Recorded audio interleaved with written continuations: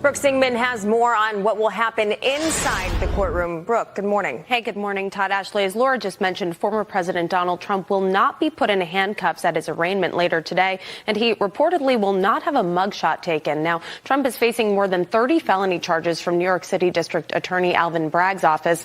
Those charges will be revealed when the indictment is unsealed at the arraignment today. One of Trump's defense attorneys, Joe Tacopina, detailing exactly what we can expect. Listen. Well, he'll be in the courtroom. I think he'll be about 3 or 4 rows back. What's extraordinary is that tomorrow's actually happening. That's what's extraordinary. It's surreal. It's shocking. But, you know, look, we don't know what's going to happen tomorrow other than that we'll be pleading very loudly not guilty before the judge, and then we'll go from there. Trump is expected to arrive at the Lower Manhattan Courthouse around 11 a.m. today. Now, streets near the courthouse are expected to close around 1 p.m., a little more than an hour before the arraignment is set to begin. And Trump could finish up in the courtroom as early as 2:30 p.m. And guys, the former president hired an additional defense attorney ahead of today's arraignment in New York City. Todd Blanche, who successfully defended former Trump campaign chairman Paul Manafort, joined Trump's criminal defense team yesterday. Now, Blanche successfully defended Manafort from a bank fraud indictment brought by former Manhattan DA Cyrus Vance. Meanwhile, Trump is now accusing Alvin Bragg of illegally leaking details about his indictment to the press. The former president says Bragg should, quote, do the honorable thing, indict himself. Now, New York City authorities stepped up security at Trump Tower and the Lower Manhattan Courthouse to prepare for today's indictment.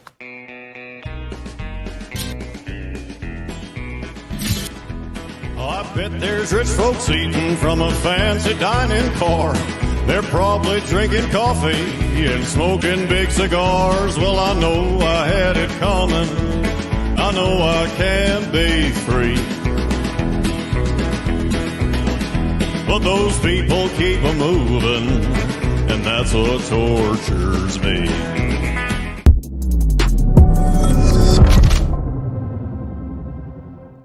Today is Tuesday, April 4th, 2023. Trump arrest day. Are you prepared?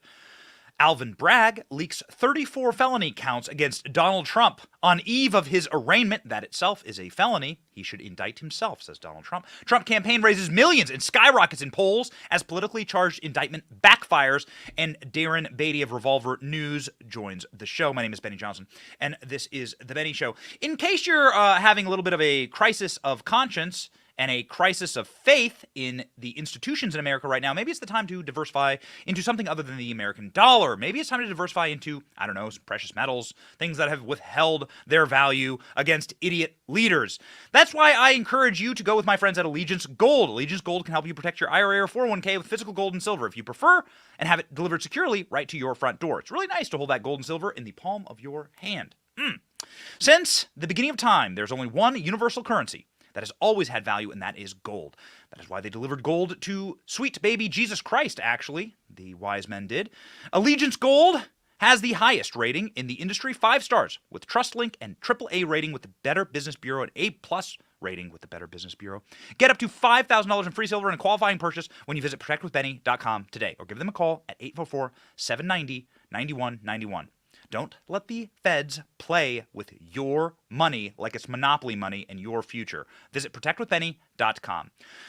Oh boy, okay, here we go. Ladies and gentlemen, we are set for today. Donald Trump will be going to the courthouse very, very soon, and we will bring you that coverage. We have actually people who are there on the ground. We will bring you the coverage as it comes in. It is a madhouse. It is chaos right now inside of New York, and we have clips of Marjorie Taylor Greene coming to you in just a moment. Marjorie Taylor Greene is speaking right now, and we are loading up those clips in just a moment. We'll bring you Marjorie Taylor Greene in just a moment, speaking in front of the courthouse in New York. But first, ladies and gentlemen, let me bring you back to another seminal moment in American history. Nearly 20 years ago to the day, America started bombing Baghdad. America started dropping bombs on a regime that we said was undemocratic. They're dictators. Saddam Hussein, he persecutes his political enemies. Saddam Hussein puts people in prison for unjust crimes. You might recall what it looked like on your television screens when we began the shock and awe campaign against the Saddam regime.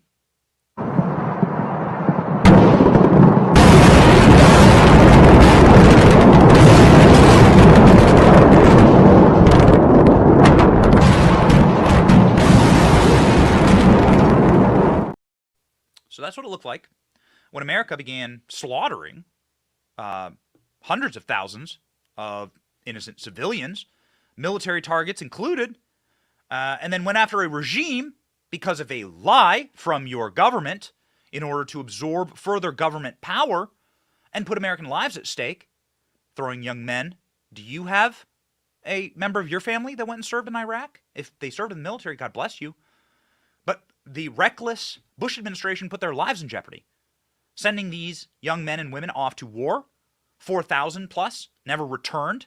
Hundreds of thousands, of course, of civilian casualties. And another casualty in Iraq is, of course, the Christian population, which has been completely decimated.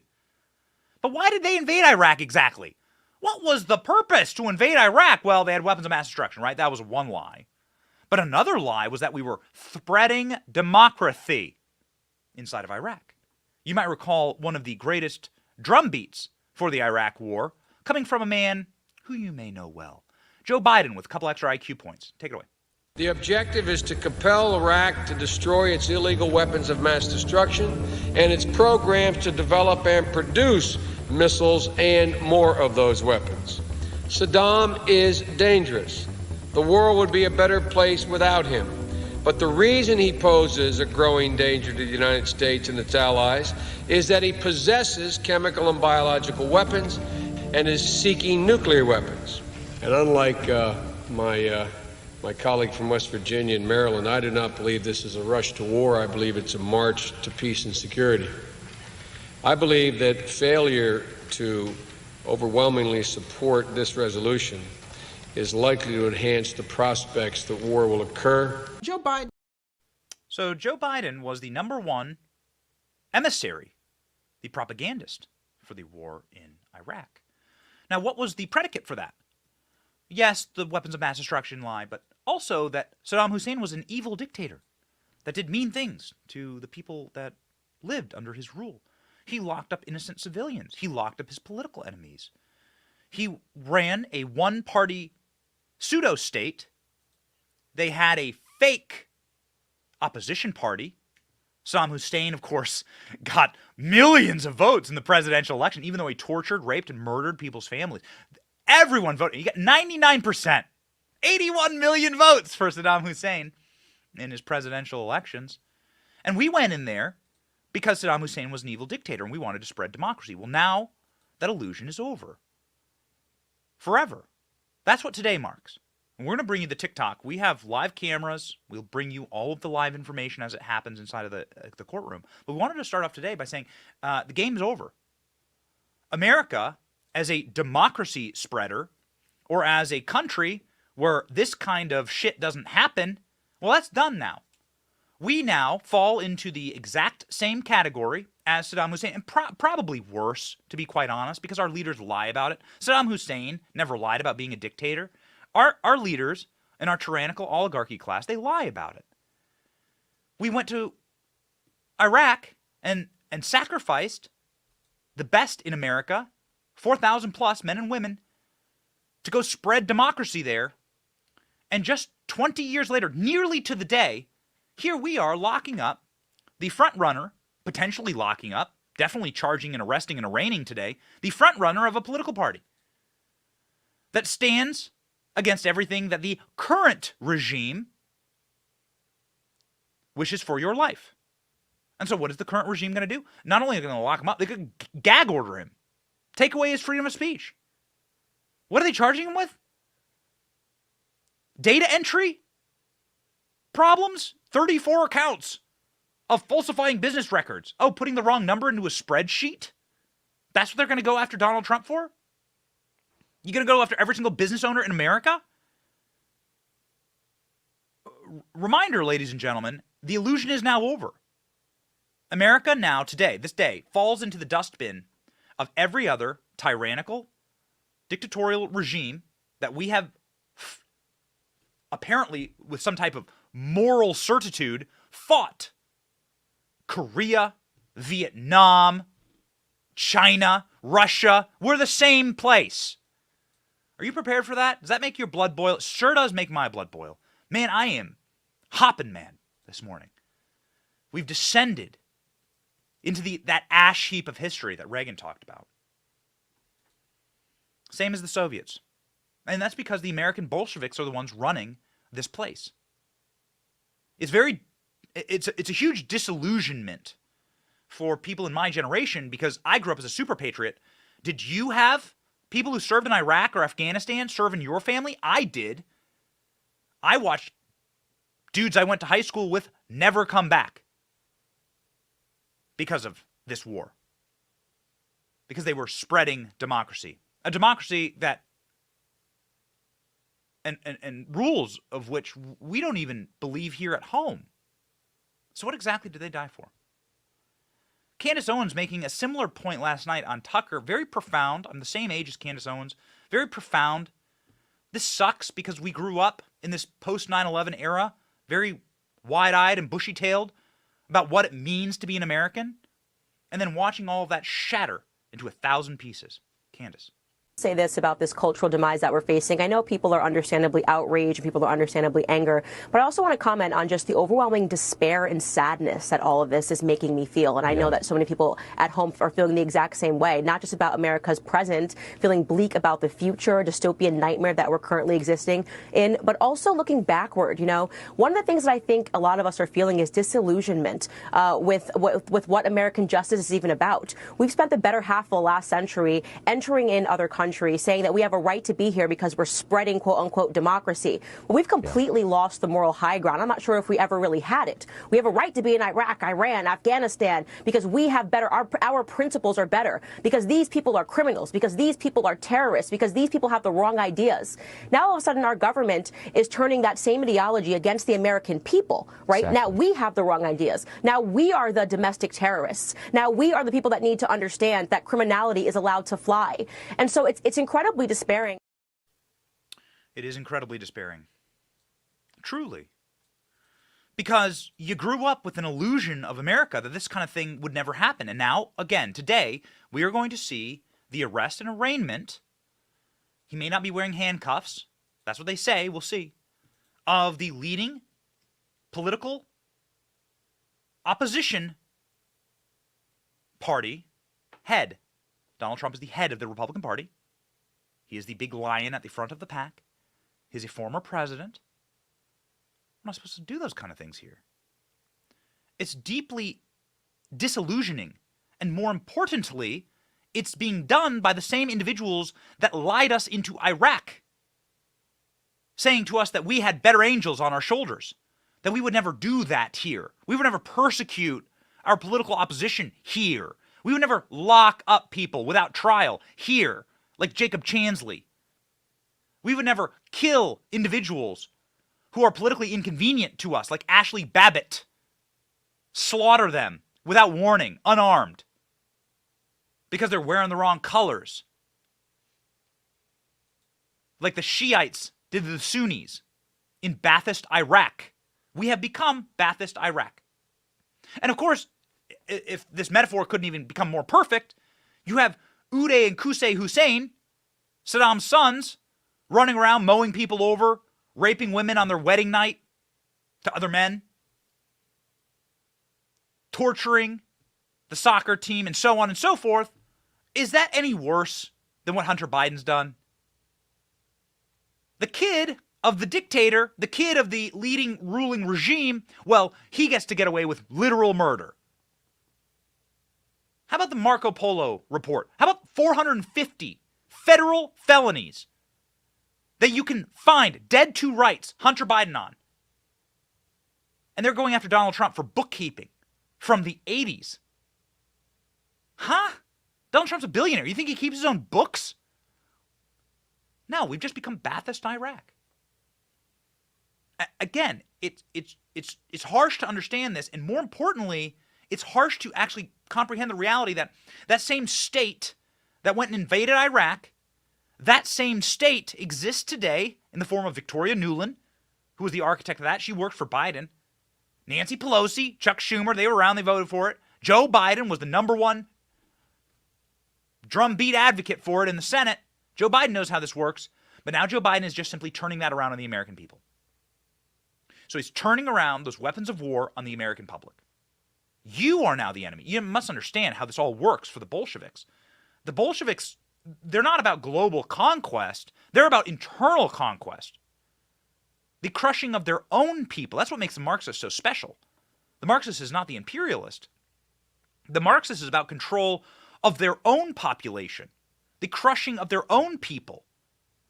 That's where true Marxism happens. That's why the moment that the Bolsheviks took over in Russia, they sued for peace with the Germans, World War I. They said, we don't need any imperial conquest. We're about the oppression of our own people. Who did they use to do it? A man named Levante Berra. Now, this is the man who said, show me the man, I'll show you the crime. This is the guy with Stalin's right hand. Show me the man, I'll show you the crime. This is the famous line from Levante Berra. Does that ever ring true right now? Stalin locked up 20 million in Soviet gulags. He certainly interned far more people than Hitler did. Funny how we don't remember the Soviet atrocities here. But the playbook is the same here in America. The Soviets just turned all the weapons of war in on their own people. And that is exactly what's happening right now in this country. The same regime that brought you Iraq is bringing you the tools of war. They are just now pointed internally. The persecution is now on us. They're using those weapons of war on you. And you're going to see that today. Marjorie Taylor Greene was in front of the courthouse in New York. We've been processing the footage. We're going to bring you a clip right now of what she had to say with a megaphone. This is our best shot of it. Go. Meant to be. Donald J. Trump is innocent.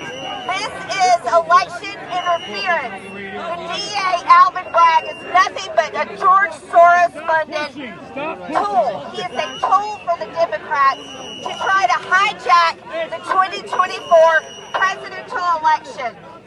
This is a travesty, and I'm here as a representative and a member of Congress to take a stand using my First Amendment right to speak out against this. This should never happen in America, ever, and every single American should be concerned. How much of a laughingstock are we around the world right now? Well, you have leaders from different continents now criticizing America as a tyrannical state. Viktor Orban, who represents one of those old Soviet states, who knows well the Soviet system, tweeted this yesterday. Keep on fighting, Mr. President. We are with you. At real Donald Trump. Now that would be actually a great first retweet for Donald Trump back onto Twitter. The president of Mexico, who's considering joining a system of financing that excludes the U.S. dollar. How exciting would that be? The nation of which we share our second longest border with, joining the BRICS system in order to undermine and destroy the United States dollar. Mexico, the president saying, this is obviously open political interference. They're just trying to lock up the guy they think are going to beat him in 2024. They're saying it openly. They're saying it on our border. Watch. They want to arrest him. If that is the case, then the whole world would know. Because we're not sucking on our thumbs over here. That the real reason they want to arrest him is to remove him from the ballot.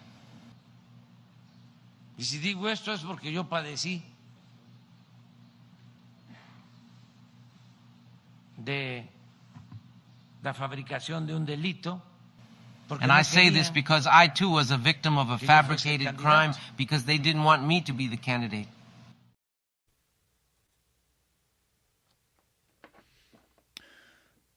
So the socialist in Mexico and the former Soviet state, these people can see plainly what's happening in America. They can see that we have now become everything that America claims to fight against. A tin pot, anarcho-tyranny, dictatorship run by an oligarchy of unelected, deeply corrupt individuals who hate you and whose main goal is to undermine the value and the comfort of your life. And you mustn't be allowed to vote for the guy they don't like. And that's what this is all about. Check out this amazing, this is just like a work of art from Donald Trump here. Maybe Alvin Bragg should indict himself, Donald Trump said last night. Furious Trump demands Alvin Bragg indict himself and resign for illegally leaking details of indictment that includes 34 felony counts, no mugshot or handcuffs just hours before the Manhattan arraignment. So what happened was a very, very detailed, not just like whispers of what's going on with Trump. Oh, he might get some counts against him for felony, for bookkeeping. No, very detailed, precision language of the indictment was leaked that absolutely came from Alvin Bragg's office. It was leaked to Yahoo News. Donald Trump saying, Alvin Bragg just illegally leaked various points, complete information from the pathetic indictment against me. I know the reporter, so unfortunately, does he. This means that he must be immediately indicted. He's talking about Alvin Bragg. Now, if he wants to really clean up his reputation, he will do the honorable thing and indict himself, Donald Trump, to the very last. A legend. He will go down in judicial history, and his Trump-hating wife will be, I'm sure, very, very proud of him. Many other members of this guy's staff have been outed as Trump-hating lunatics, fully, clinically classified TDS. They've had to essentially scrub multiple Twitter accounts and scrub the entire personnel file online of who works inside of the DA in Manhattan, because people are going through and finding out that these people are, it's just staffed with Trump deranged lunatics. But you already knew that, of course. Ladies and gentlemen, I think we have the article here. Manhattan DA purges executive staff section from website. But we have the receipts, says the Gateway pundit. So they are purging their staff records. Does this seem like a legitimate inquiry to you? Does this seem like a legitimate office? Does this seem like a legitimate case? Donald Trump made errors on his business spreadsheets. I was brought cold comfort by an Eric Erickson tweet. Eric Erickson, not a member of MAGA, not a huge Donald Trump fan, a big Donald Trump hater, actually. But even Eric Erickson defending Trump, Ben Shapiro defending Trump, Matt Walsh defending Trump. Big-time people who don't like Trump or don't want Trump to run, like Elon Musk, defending Trump. Chris Rock, Mike Tyson defending Trump. It goes on and on and on. People can see what's going on. There's an antibody reaction happening right now in America to this. There's a backfire that's going on right now. You've awakened the sleeping giant, to paraphrase General Yamamoto in World War II. Eric Erickson bringing me some cold comfort this morning, talking about how they've been using lawfare for a long time. It's just the GOP have been pussies and have never pushed back. Democrats charged Tom DeLay, remember, Tom DeLay, very famous, very powerful Senate leader, on campaign finance allegations. Rick Perry over a veto threat. They charged Donald Trump with federal campaign violations. Democrats have weaponized the prosecutorial system against Republicans repeatedly. Please scroll down, Royce.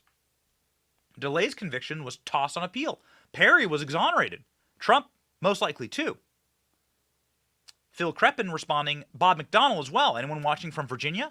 You remember your very popular governor, Bob McDonnell, who everyone was talking about being a, hey, this guy's going to be the GOP nominee for president. Boom. Bob McDonnell, campaign finance violation. You go to prison. Yet Hillary Clinton can fund the Steele dossier. Hillary Clinton can pay for the Steele dossier, not report it. You know, she had to pay a $130,000 fine quietly. We covered it this summer. Nothing. No handcuffs. Nothing. She robbed Donald Trump of the election that he deserved in 2016. No, you heard that right. I don't think Donald Trump had a first term. I've made this very public. I think that Donald Trump did not have a first term as president. Donald Trump, of course, won the presidency in 2016. He had it robbed from him. Interference in the election by the FBI, who worked hand in glove with Hillary Clinton to manufacture charges against him, push a special counsel against him that hung as a black cloud above his administration, robbed him and you, of course, of your vote. They've done this to Republican after Republican after Republican. This is the party that can make Mitt Romney the dog torturer bad guy. If you can do that to a guy who is like about as bland as a bag of unroasted marshmallows on like a lukewarm summer day in North Dakota, well, then you can do that to anyone. Trump on Truth Social. Radical left Democrats have criminalized the justice system. This is not what America was supposed to be. He's right. The Mexican president, Eastern European presidents, they're all saying the same thing. We know Sovietism when we see it. We lived through it. This country is becoming Soviet. Somebody who, of course, remembers the Cold War well, has been working in media for the better part of 35, 40 years, Tucker Carlson, who sort of cut his teeth reporting at the end of the Cold War, having this to say last night, profound and elegant as ever. Before long, outlets like CNN may be your only source of information about the trial. And that's the scary thing. Imagine a system where the person who's been charged is no longer allowed to defend himself. Oh, are you seeing the connection here?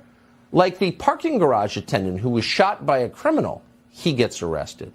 Like Jose Alba, who tried to save his own life from a lunatic in his bodega, he gets arrested. The people who are the victims of the tyranny don't get to speak. CNN speaks for them. Imagine that. There are multiple reports tonight that Alvin Bragg's office will seek a gag order when Trump is arraigned. Now, that would prevent Trump, on pain of going to prison, from talking about his case in public. But CNN and MSNBC and the New York Times and the Washington Post, all the completely filthy, corrupt liars in the media, handmaidens to power, they'll be able to say whatever they want. So Alan Dershowitz moments ago on War Room was saying that if they put a gag order on Trump as he's running for president, and far and away the front runner for president, ALX, if we have polls in the script, go ahead and kick them to me. Let's show you some polls, but you know what they show. Donald Trump up 20, 30, 40 points. Donald Trump swings in Donald Trump's direction by massive orders of magnitude. Probably from the working class that know what it's like to be persecuted by the government. This is going to have a bonus effect here. Alan Dershowitz saying that he's going to challenge this directly at the Supreme Court on Donald Trump's behalf, and Donald Trump doesn't need to pay him a cent. Alan Dershowitz will go, Alan Dershowitz is not MAGA, Alan Dershowitz is a big Democrat, Harvard law professor, O.J. Simpson defender. Alan Dershowitz says he's going to go take this to the Supreme Court because it's such a violation of everything we know as Americans. Like, even the libs are starting to realize that the system is in total collapse. CNN seconds ago saying that this is going to be impossible to find an impartial jury for Donald Trump inside of Manhattan. CNN, when you've broken CNN, when they are beginning to see the light and they're beginning to ask questions about the dangers that we are going to be bringing upon ourselves, the pox upon this American household, you got problems. Watch. Well, that's fascinating. And Cy Vance, who preceded Alvin Bragg in that position as district attorney, warned over the weekend about what Trump says and these things that are said outside of court and how that could affect actually Bragg's case, Abby, potentially negatively for the former president.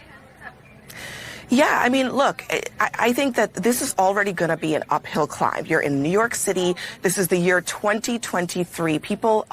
There is no one on this planet unfamiliar with Donald Trump. It's going to be really challenging to find an impartial jury in this jurisdiction, but that's going to be the task here, and they're going to have to find a way to prevent the defendant in this case from making that job even more difficult. Talking to lawyers over the weekend, they were talking about whether there would be a gag in this case. I think that's definitely something that could very well be on the table. They're not going to find an impartial jury. Even the super low information microwave brains on CNN know that. Donald Trump is demanding that this case be moved to Staten Island. That's a small little Republican island, if you're not familiar with the geography of New York. Little spot of Republicanism inside of Manhattan that's considered part of like the greater Manhattan area, but is its own little independent sort of nodule out there in the middle of the East River. Donald Trump's demanding this. It should happen, but it won't. So what's to become of this? What's to become of what's going on right now with Trump? Well, ladies and gentlemen, two things. One, we have absolutely bombshell video coming from the front of the courthouse. We were just sent incredible video of what's happening in front of the courthouse. It's loading, and we'll play that for you in one moment. But as it pertains to what will happen to Donald Trump in the polls, we have a few for you right now to show you what the American people think of this. Trump, 55, DeSantis, 26. Look at Donald Trump. Look at that. Just absolute destruction there inside of the National Republican primary. Morning Consult. This is a very anti-Trump publication polling that Donald Trump is just absolutely clobbering. I think we have one more poll from this morning showing just absolute destruction for Donald Trump. Reuters Ipsos poll, again, anti-Trump hating lunatics, saying Trump plus 44. So Trump by 14 points. So you're seeing the backlash even now. You're seeing the boomerang come back and crack the nose and bloody it even now. Tucker Carlson had a very interesting pollster on last night, somebody from sort of ancient history, a pollster from a bygone era, talking about what happened when Republicans went after Clinton. How do people respond to the weaponization of government? Well, when Republicans went after Clinton, they took a man who was deeply unpopular with America and sort of made him a bit of a rock star. I don't like to say that, but that's just the result. I don't like Bill Clinton. He's a monster. He deserved to be locked up. Same as Jeffrey Epstein, obviously, one of his best friends. But nonetheless, these are the historic realities that when the Republicans weighed political persecution against Bill Clinton, half of these guys were probably sleeping with their own interns. I think we actually literally know that. That's just, again, the facts. These people ended up making him more popular. Watch. When the Republicans started to gang up on him, it actually worked to his benefit in the end. Likewise, when Joe McCarthy back in the 50s started beating up on other Americans, Democrats started to surge. So we're seeing this as an exemplar of that general theory. Americans don't mind bullies, but they do not like to be bullied. Therein lies the difference. And Trump is now the beneficiary of that. So Trump is now the beneficiary of the weaponized government and a weaponized uniparty going after an individual. They did this to Clinton. Fascinatingly enough, Bill Clinton also paying hush money to Paula Jones whilst in office. Seems like a bit of a campaign violation there. But here we go. Here we go. In front of the courthouse, this footage was just sent to us. High-def footage of Marjorie Taylor Greene on a megaphone. And my producer's telling me this whole clip is a banger. That's an exact quote from Danny D'Urbina. He's a smart kid. He probably knows what he's talking about. So why not play it? This is happening right now in front of the courthouse in Manhattan. Go. Also, to the Mayor Adams, as you can see, I'm sitting here peacefully protesting, but you called me out by name. While you allow crime in your streets and you send your henchmen down here to commit assault against people by making loud noises, assault against police officers who are doing their jobs, trying to keep things civil, trying to prevent violence. Democrats are the party of violence. They're the party that enabled and funded and cheered for violent riots all through 2020. And they allowed cities to be burned, $2 billion worth of damage. That's the Democrat Party. But we're the party of peace. We're the party that wants to protect the lives of the unborn. We're the party of male and female, two genders only. We're the party of secure borders. We're the party that will bring peace to the world like President Trump did, not World War III like Joe Biden is doing. We're the party of economic prosperity. We're the party where every American can live the American dream. But the Democrats are the card Stop pushing, They're okay? destroying America. Take a picture, don't push. Destroying freedom. Democrats are the ones that have nothing to campaign for because they are failures, and they're proving it today. I want to thank the New York City Young Republicans for organizing this protest. I want to thank the press who are here today to cover this protest and allow me to speak and spread my word. And I would like to thank patriotic Trump supporters who are here today. USA! USA! USA! USA! USA! USA! USA! USA! USA!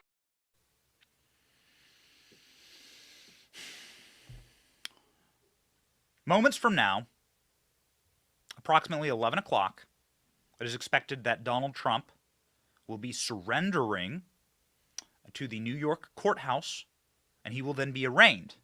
He will have photographers inside of that New York courthouse, just a few, that will be allowed a few minutes to take photographs of him before a judge. So you will get those images. According to reports, Donald Trump will not be taking a mugshot. According to reports, Donald Trump will not be handcuffed. Let's wait and see. This is obviously not the actions of a free society. These are not the actions of a democratic system to lock up and gag your political opponents. There are individuals throughout history who did this. The Bolsheviks did it. Pol Pot did it. Xi Jinping does it today. So does Vladimir Putin. You jackasses. Putin's so bad, he locks up political dissidents. Free Brittany Griner. Free Brittany Griner. Lock up Donald Trump, of course, here at home. Brittany Griner's free. Donald Trump's in prison. We didn't like the color. You see, we like the color of Brittany Griner's skin. We don't like the orange skin. Donald Trump, wrong color. You see. Adolf Hitler, of course, locked up his political... That's the first thing he did. After not even winning a majority in Parliament, after winning just a 31% inside of the Reichstag, Hitler went through and just total purge of his enemies. These are the acts of a dictatorship.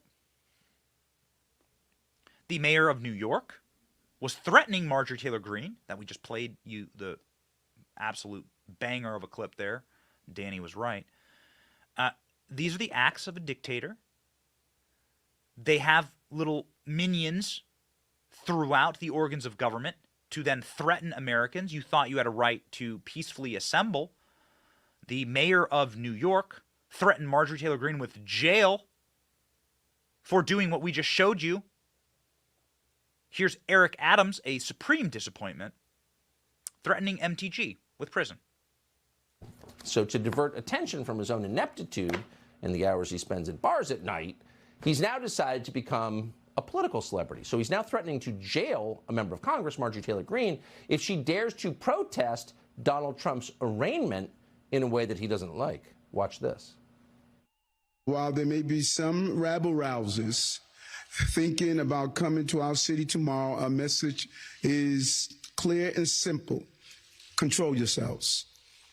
New York City is our home, not a playground for your misplaced anger. People like Marjorie Taylor Greene, who is known to spread misinformation and hate speech, she stated she's coming to town. While you're in town, be on your best behavior.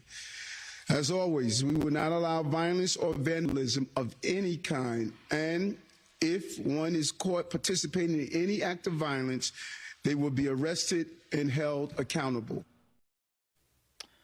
So, precious New York City, where grandmothers, Asian grandmothers, get shoved in front of moving subway trains, where there are homeless people defecating on the streets, where there are hookers on every single corner, where the rats are big enough to put a saddle on and ride.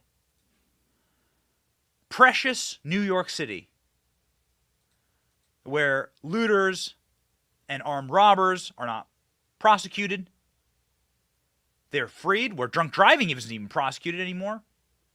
Your precious, beautiful home, well, mustn't have individuals like Marjorie Taylor Greene, who's from Georgia. In Marjorie Taylor Greene, none of those things happen, not in her district. No. Marjorie Taylor Greene isn't allowed to come here and practice her free speech. She's just a member of Congress. What does it look like on the ground here, man? I mean, it is insanity. Some of this footage coming out is crazy. Check out this footage of the total circus in front of the courthouse here. George Santos, member of Congress, was walking. Look at the media. Swarm this man like he was a raw tenderloin thrown into a pool of piranhas. Check it out. Where's that one? Oh, you're AP. Hi, how are you? Why did you come today, sir? I came to support the president. And are you going to support? No, I'm not. Why do you feel that you need to support the president? You okay? I feel bad. No, tell me why you want to support. I want to support the president because I think this is unprecedented and it's a bad day for democracy. I think this starts a precedent that what's to stop the next prosecutor in 2 years from doing the same thing to Joe Biden and moving on every 4 years. Are you worried they're going to come after you? Does he have legal issues? Does he have legal issues? What are they? Tell me what they are. This makes it bad precedent legally, and tell me what his legal issues are. It cheapens the judicial system. Not good for America. Do you feel like Trump will return the favor? No, he's not. You're lying. Do you feel Trump will return the favor and support you? I'm not here for that. Step this way. Guys. Thank you. Thank you, Mr. Sanders. Are you worried about your own legal jeopardy? Hey, beautiful. Lock him up. Do your job. No bail. No bail. They're on flight rents. They have jets. They have jets. They're flightless. They're flightless. Lock them up.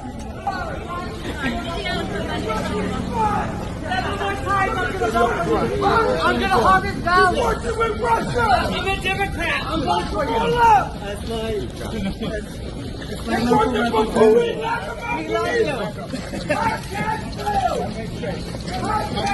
Where are we going? What an absolute circus. What a circus. Beside me is going to play a clip of what it looks like in front of the court right now. I didn't know there were this many cameras on planet Earth. This is a shot from seconds ago across the street from the Manhattan District Court. Not a single one of these reporters will ask, for instance, what does this mean for our judicial system? What does this mean for our precious Democrats? Well, if you can just charge a former president or former presidential candidate, well, then does that mean we're going to see Hillary Clinton, Michelle Obama, Biden, and all of his nieces and nephews in chains? You know, there are more Republican district attorneys than there are Democrat district attorneys in this country. What about growing some balls here? What will this eventually become? Especially if you can selectively leak out their indictments. Will any of these reporters or journalists ask these questions? No, of course not. They're too stupid and they're too self-interested. They're too low IQ and they know that their publications are failing. So while we can have 20,000 viewers concurrently right now, which we do across all platforms, watching this, CNN is being sold. I mean, they're trying to sell CNN again for pennies. Tucker Carlson's broadcasts of the January 6th tapes drew 6x more viewers than Anderson Cooper in the same time slot. So what does that tell you? They've lost. They lost the media. Media credibility is zero. They're desperately trying to make money off of this. They don't care what it does to the system. This is the feature, not the bug, of the new Marxists. They want to destroy the system. They want to destroy the system. They want the presidential candidate, the leading presidential candidate by 20-odd points, of one of two parties in this country to not be able to speak. Huh. They crave the power. They love the power. They can't help themselves. Trump's lawyer says there will not be a gag order. Donald Trump's supposed to give a speech tonight at Mar-a-Lago and address the nation. Tonight at Mar-a-Lago, which means he's going directly from New York right back to Florida. We'll be covering that live as well. But here's Trump's lawyer saying no gag order. There's been a lot of reports today that there might be a gag order placed on Donald Trump, a presidential candidate. That has happened in the past. Roger Stone, I think Manafort, I don't fully remember, but I know it happened in Stone's case. Are you telling me there's a possibility that they would prevent a presidential candidate from using his free speech rights and defending himself? Can't be. Won't happen. I don't believe anyone's even looking for that. I mean, that would really set ablaze the passions and the tempers that already have been inflamed by this case. People view this as a political persecution. Those numbers you showed, Sean, in your introduction regarding his increase in popularity in the polls and the amount of money that's come in the last 3 days are because people are infuriated, and they are now understanding that weaponization of the justice system is a real thing. But, attempting to gag a United States citizen who is a defendant, not a lawyer, not a litigant, but a defendant in the case, especially that's a First Amendment violation, obviously, but has to be balanced against a right to a fair trial. But imagine putting a gag on Donald Trump when he's the front runner for the Republican Party for the presidential office. And imagine during the campaign, he's told, I can't speak about the case. So when people ask him questions, he has to just say, sorry, I have a gag order. Obviously, that's not going to happen. That would directly interfere with the election, as this prosecution has already done. That would further interfere with the election. There's no scenario where that's going to happen. I'm sure of that. I don't think that's even going to be requested. So we were just sent a clip as it pertains to the silencing of free speech. They are trying to gag order Trump so he cannot talk about this case. You're going to silence the leading candidate for the presidency, the guy that virtually every single poll in America shows will beat Joe Biden handily. Now, remember, that's an inversion. You do recall that Donald Trump would lose to Joe Biden by like 20, 40 points. Wow, it wasn't even close. Donald Trump's chances of becoming president is approaching 0. Now they're showing Donald Trump beating Joe Biden. So how bad are things for Joe Biden? You now understand why they must silence Donald Trump and why they're trying to use the judicial system to do so. And I know it brings you cold comfort, but they've been doing this to Republicans for a long time. We've just been pussies in our party. We haven't stood up against it. But they did this to Bob McDonnell, Rick Perry. Both of those guys were presidential contenders. They did this to Trent Lott. That's like 20 years ago. They've been using lawfare against Republicans for quite a while. When the media assassinations don't work, when the Mueller investigations don't work, when the dossiers don't work, well, then just scream in their faces. This footage sent to us moments ago by our friends at Frontlines, Drew Hernandez, a dude infused entirely with soy, okay? You can hear the sound of the testosterone evaporating in his voice. A man built on soy and salt and tears which I drink proudly every single morning, handing out whistles while MTG speaks. Sir, can I ask what those are for? So we hear that Marjorie Taylor Greene is coming to the city right here. So we brought some whistles to hand out to people to drown her out with some noise. Yeah, so Marjorie Taylor Greene is coming here, and we were bringing her whistles so that you can whistle on her face. Do these people seem like Americans to you? Is that what an American would do? If you cared about the First Amendment, if you cared about, if you were just pretending to care, is that what you would do to a member of Congress? I can't think of a single member of Congress. I kind of want AOC to speak, right? I'm not making the corollary. I'm not saying that Marjorie Taylor Greene is AOC, although, they both are known by their anagrams here. But Marjorie Taylor Greene, I kind of like when AOC speaks. Like, I find it very entertaining. I want to listen. It's funny to me. Makes for good fodder for the show. But they don't even care. They don't care about the content. They just want to whistle in her face And that's what you heard, of course, in the footage that we played. Speaking of whistling about what's going on here, there's a dog whistle that Joe Biden gave us on 11/9/2022. 11/9/2022. Joe Biden said, "We will prevent Donald Trump from taking power. If he does run again, we'll make sure that there are legitimate efforts of the Constitution that he does not become president again." Here is Joe Biden endorsing, nay, advocating for the political persecution of his top rival inside of the Republican Party. We have it on tape. Go. That G7 conversation was tied to your predecessor, who is about to launch another campaign. So how do you reassure them, if that is the reason for their questioning, that the former president will not return, or that his political movement, which is still very strong, will not once again take power in the United States? Well, we just have to demonstrate that he will not take power by, if he does run, making sure he, under legitimate efforts of our Constitution, does not become the next president again. Okay. We're just going to make sure that he doesn't become the next president again, says the guy who cannot fill the break room at the local nursing home when he goes in to give a speech.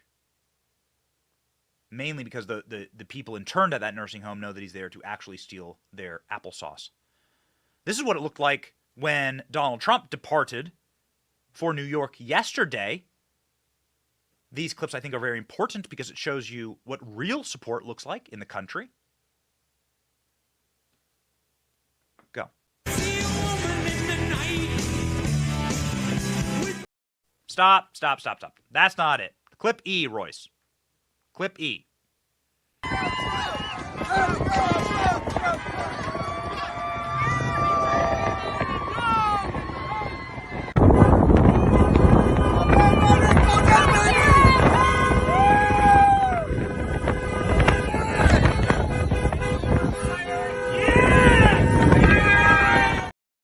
I mean, you guys know that we, of course, had the golden elevator clip loaded. I mean, you are aware that, of course, we have that clip loaded. Very rare misfire from Rolls-Royce. He does a very good job keeping up with this show. I mean, we might as well play it for you now. We told you we have it in the craw. So we openly advocate. We know that multiple members of the Trump family watch this show. We have Laura Trump on tomorrow. We have Don Jr. on soon. We'll have Eric on soon. We had Trump's lawyer on yesterday. We know that they watched the show, so we try and advocate for our best ideas. Our idea today was Donald Trump should do Golden Staircase, Golden Escalator Redux 2.0. This is how Donald Trump should have entered his walk to the courthouse.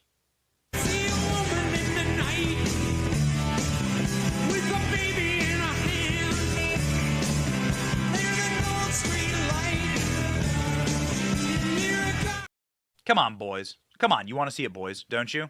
You do want to see it. We wanted to see Alina Habba, who was on our show yesterday. This is Trump's attorney.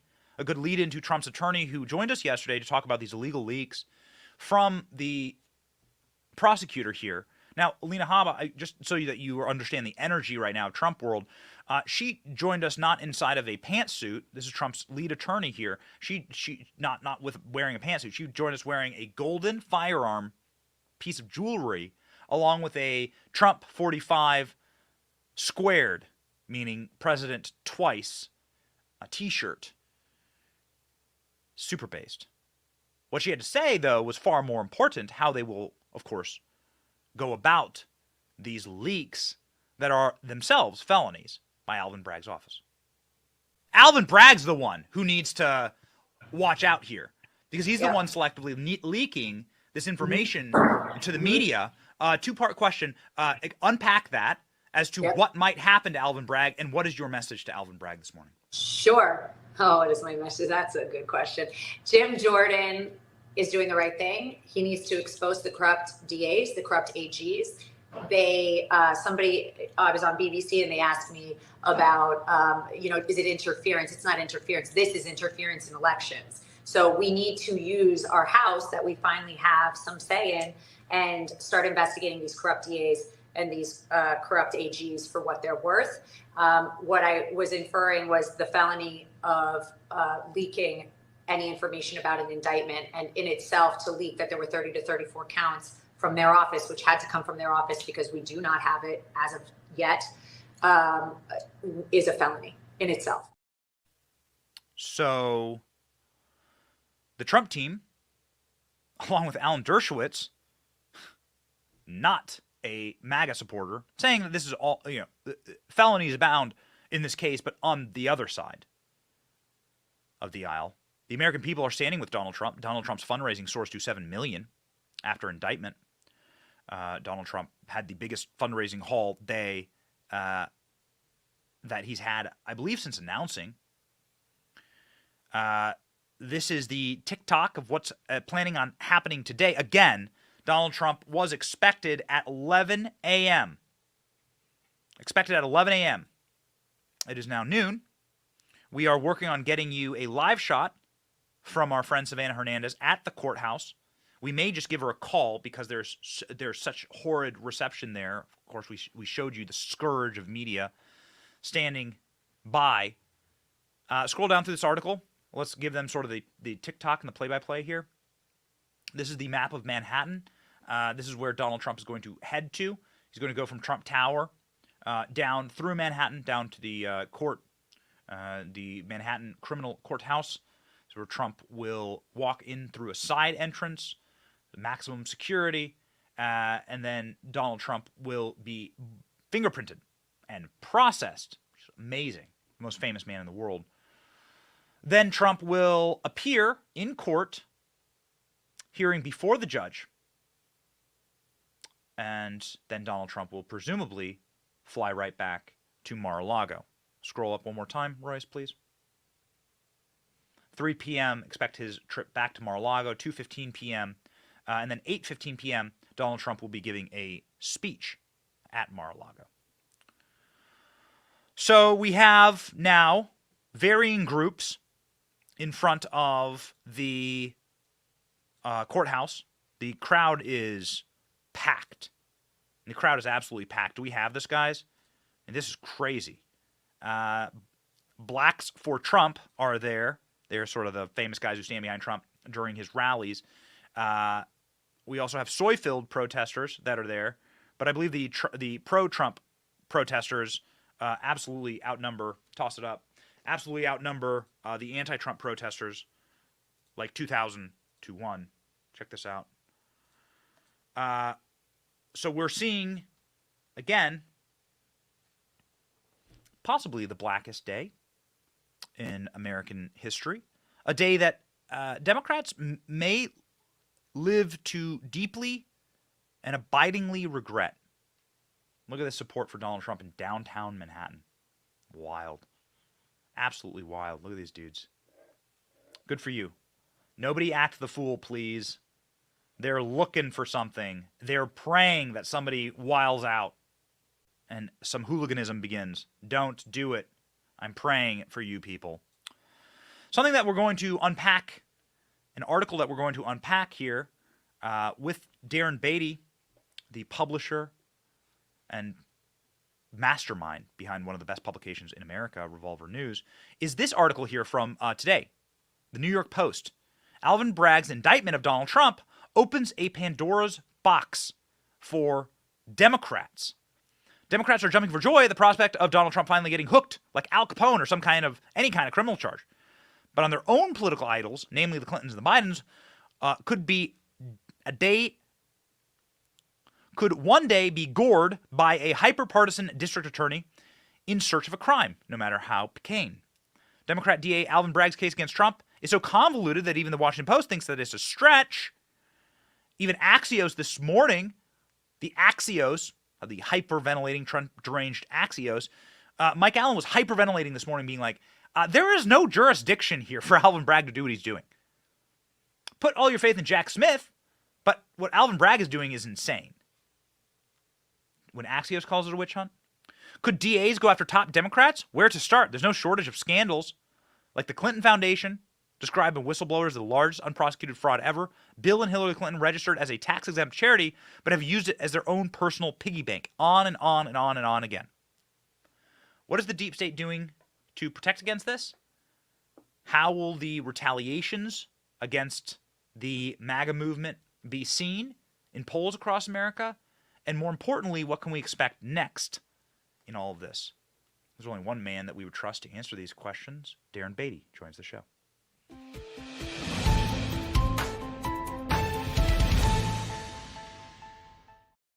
Darren, I really appreciate your patience this morning. A lot of breaking news, a lot of people on the ground sending us a lot of information outside of that courthouse. What a circus. Oh, but what a Black Sabbath. Are we any different than Ba'athist Iraq at this point, Darren? It's a wild trajectory that we're on for sure. I mean, I could rack my brain to come up with ways that Ba'athist Iraq was actually preferable to what we have now. Illuminate for us. Illuminate for us. You're one of the brightest, you're one of the smartest people we know, and we love having you on the show. Well, I mean, for one, Ba'athist Iraq did not carry on any pretensions of being a free society. And that's, I guess, one of the most important transformations over the past several years. Really, everything kicked into high gear. Things accelerated dramatically once Trump ran. I mean, that's what kicked all of this off. If I said in other contexts, in other venues about this indictment, in one respect, it's totally crazy. It's totally out of line. Even left Democrat outlets, aligned outlets like Axios and other more kind of sophisticated people on the other side recognize it's a bridge too far and will be counterproductive from a political point of view. But the internal logic, the internal sort of broad scale emotional trajectory, the mass psychosis unleashed by the fact that Trump ran against the coordinated opposition of every single powerful institution in the country, won and humiliated them by doing so. It all had to come to this. Yes. Such a powerful symbol of resistance against our corrupt regime cannot stand. They will do everything, and they have done everything to take him off of the chessboard because he started and continues to lead the most meaningful political movement in American history, at least one of the most in terms of challenging the corruption going on. So it always had to be this way, even if it's a ridiculous decision by Bragg, even if it's gone too far. Trump derangement syndrome, which what it is, but it's not some kind of peripheral incidental thing.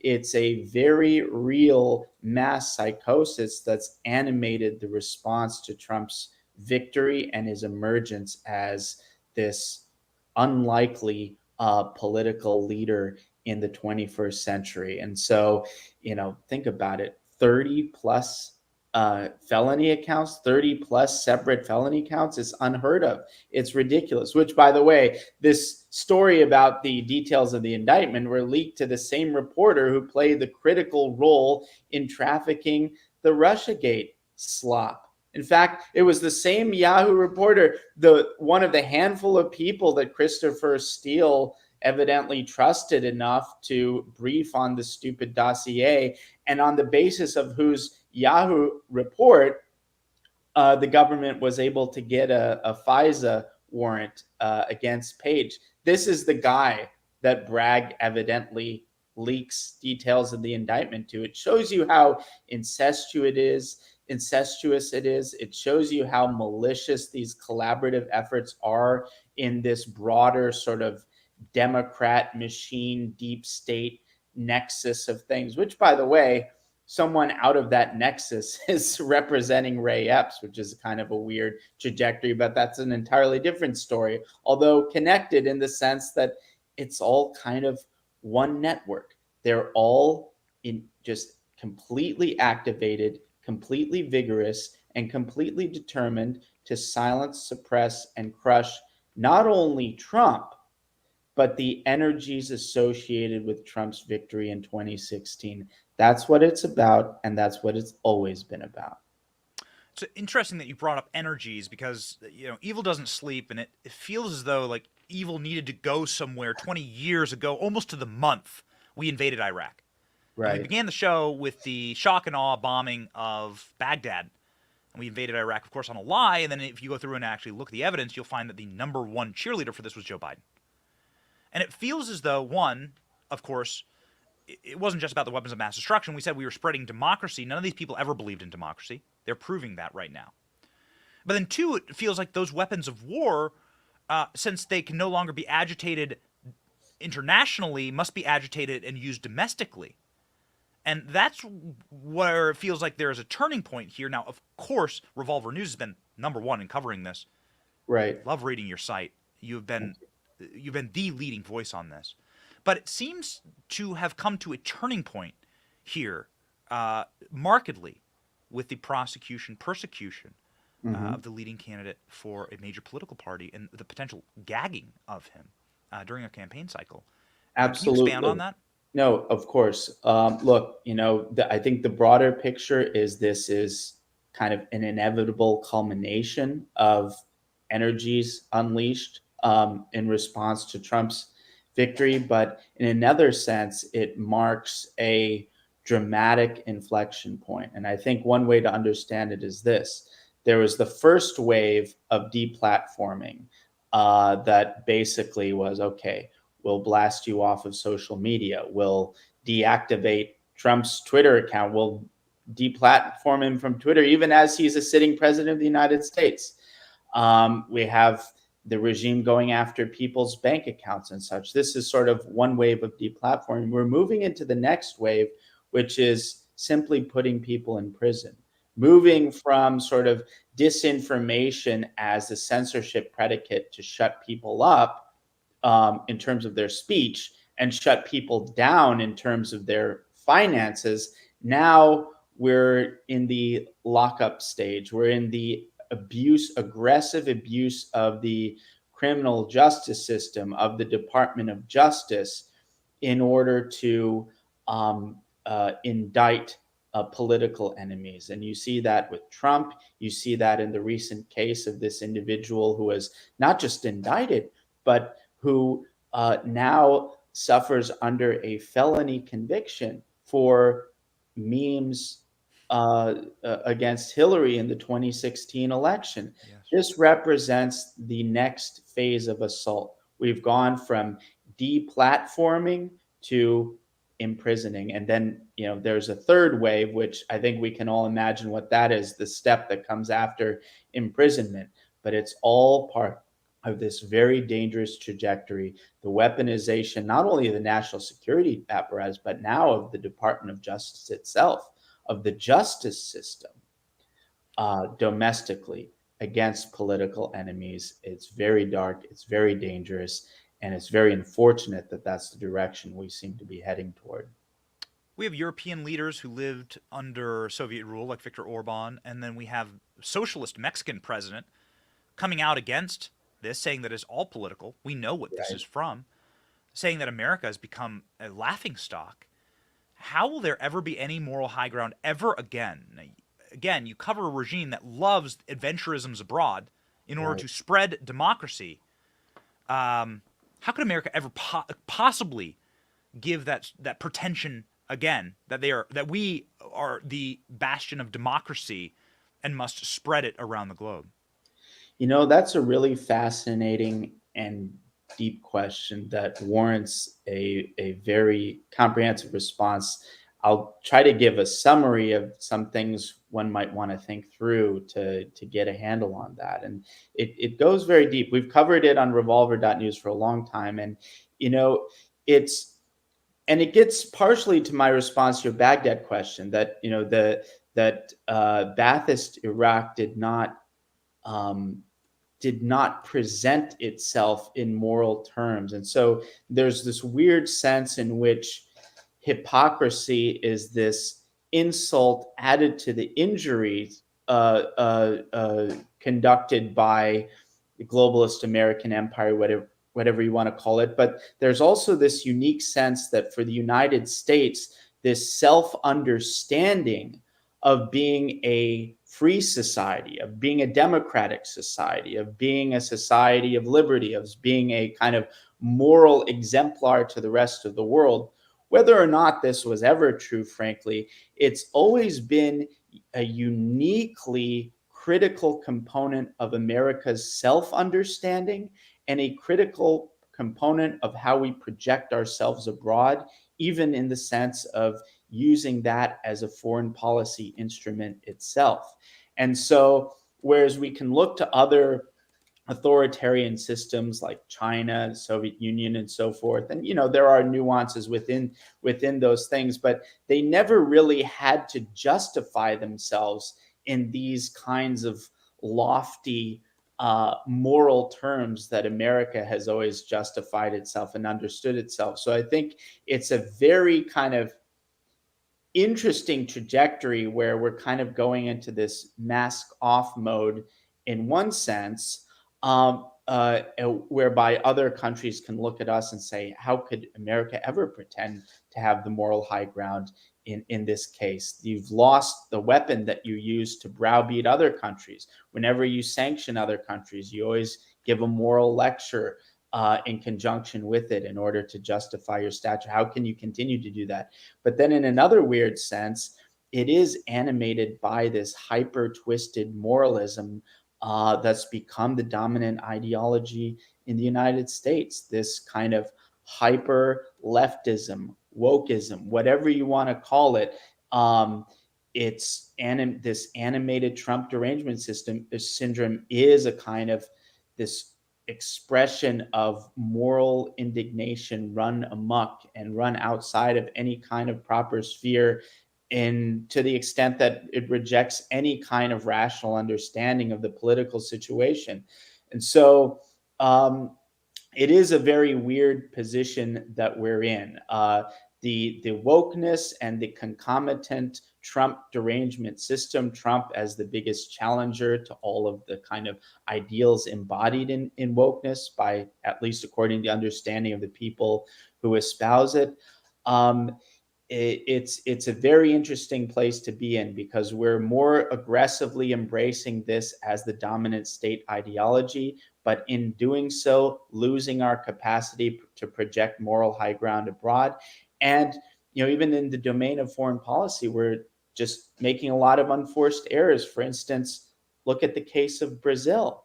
It was this same kind of woke religion. It was this same domestic obsession with not allowing a victory to anything associated with Donald Trump that led us not to support us being in this sort of foreign policy context, State Department and associated institutions, to not support Bolsonaro for domestic reasons. Now we have Bolsonaro's opposition, which is favorable to foreign adversaries, which is making deals, in relation to currencies that are not advantageous to the United States.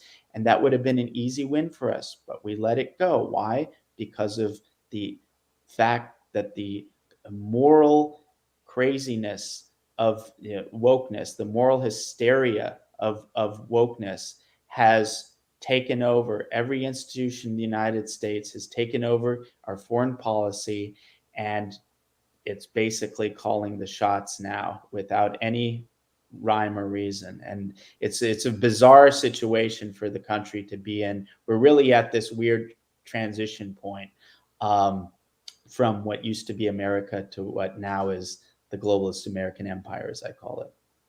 It's of course profound what you just said, but also chilling. It's very sad, and it weighs on your soul if you actually care about this place. A final very quick question, Darren. Vladimir Putin is the most sanctioned man on planet Earth right now. Vladimir Putin is sanctioned because, well, he invades other countries on lies, and then he locks up his political enemies, and he locks up dissidents on trumped-up charges, right? And how exactly is there any type of moral clarifying line between that and a modernist American Marxism movement, the American Bolsheviks, Is there really any daylight between these activities? That's a very complicated question. There are differences there, but I see it. There's definitely the hypocrisy that you're pointing to. I think that our system is far more of it's a much more refined type of authoritarianism than what you see in Russia. It's refined to the point of being in some ways very opaque, and that's what's so interesting about this new kind of structure that formed in the United States. It's not, a democracy, it's not a free society, but it's not kind of a dictatorship in the more primitive sense of the term. It's this very sophisticated interlinkage of this, new dominant ideology, whatever you want to call it. I don't even like the term wokeism, but it's a good proxy term. This dominant ideology that has infused every single institution and that obscures a lot of the interworkings of sort of the actual powerful stakeholders that don't really present themselves in any transparent fashion. Again, in Russia, you have transparently Putin is the one in charge. Here, it's kind of strange. You don't, you have networks of people, you have sociology, but Biden is certainly not in charge in the sense that Putin is. So who really is? So the American system is probably not much more free, if at all, than the Russia system, but the mechanisms of control are, I think, far more refined and sophisticated and opaque and difficult to understand, especially because we're right in the middle of this transition process into this new form that has taken shape. The best way I can describe it is kind of a dystopia that combines the worst elements of East Germany, Brazil, and South Africa. Oof. Anyone who knows the history of East Germany and who's ever lived in the former East Germany, I have, eastern part of Berlin, knows that's not something that you want to model yourself after. Darren, thank you so much. It's profound. We look forward to really thinking about what you've said here for quite a while. Thank you. Thank you.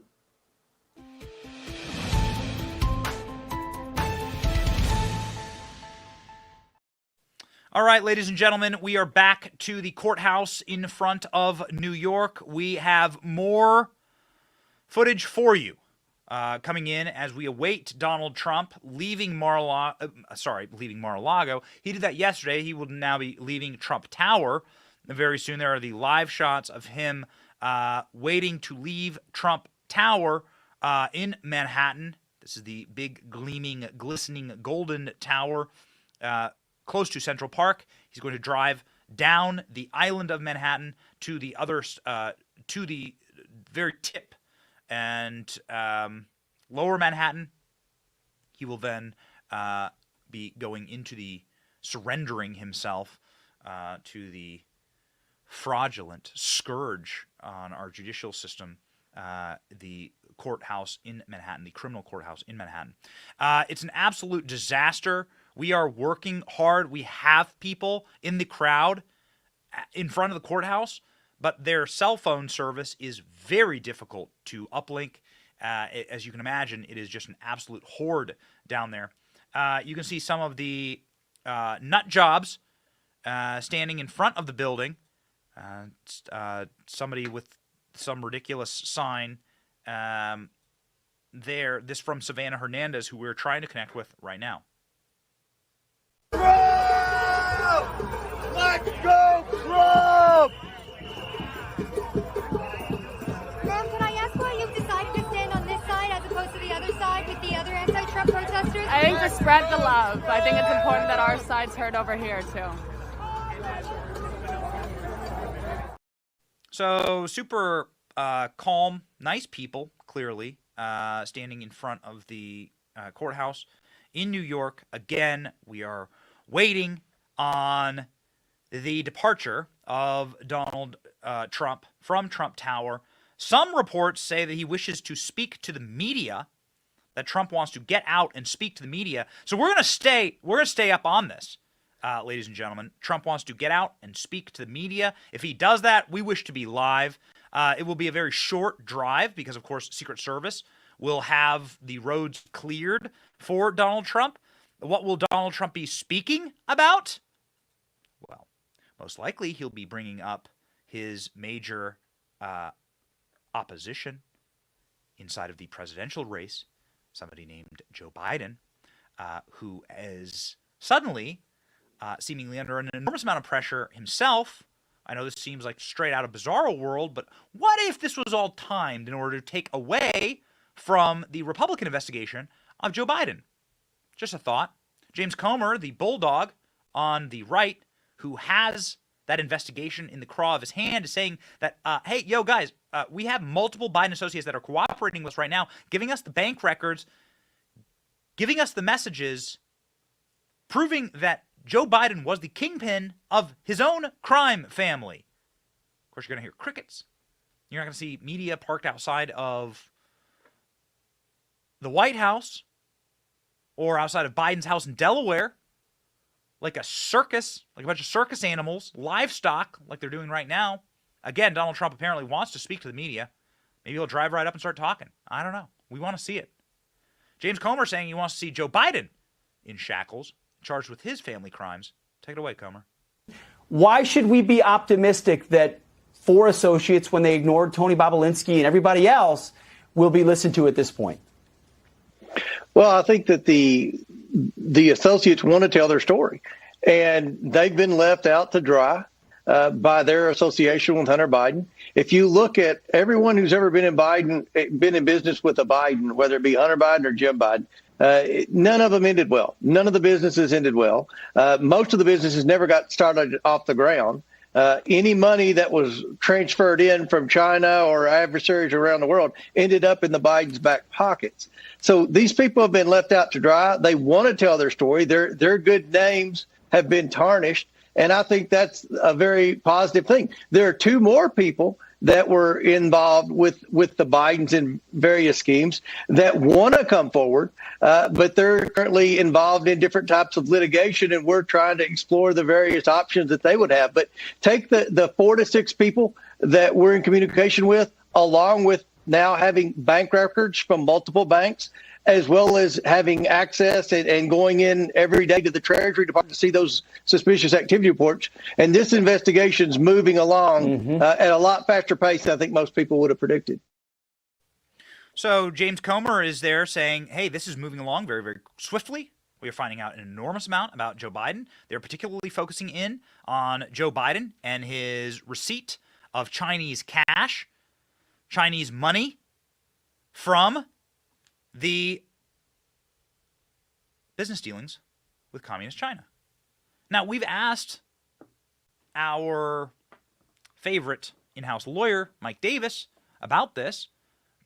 The reason why is that with this Alvin Bragg new case, the new ability to charge anyone who's ever set foot in your state with any crime, well, what's to stop some attorney general from Texas, Midland, Texas, from charging the Bidens with trying to sell our oil?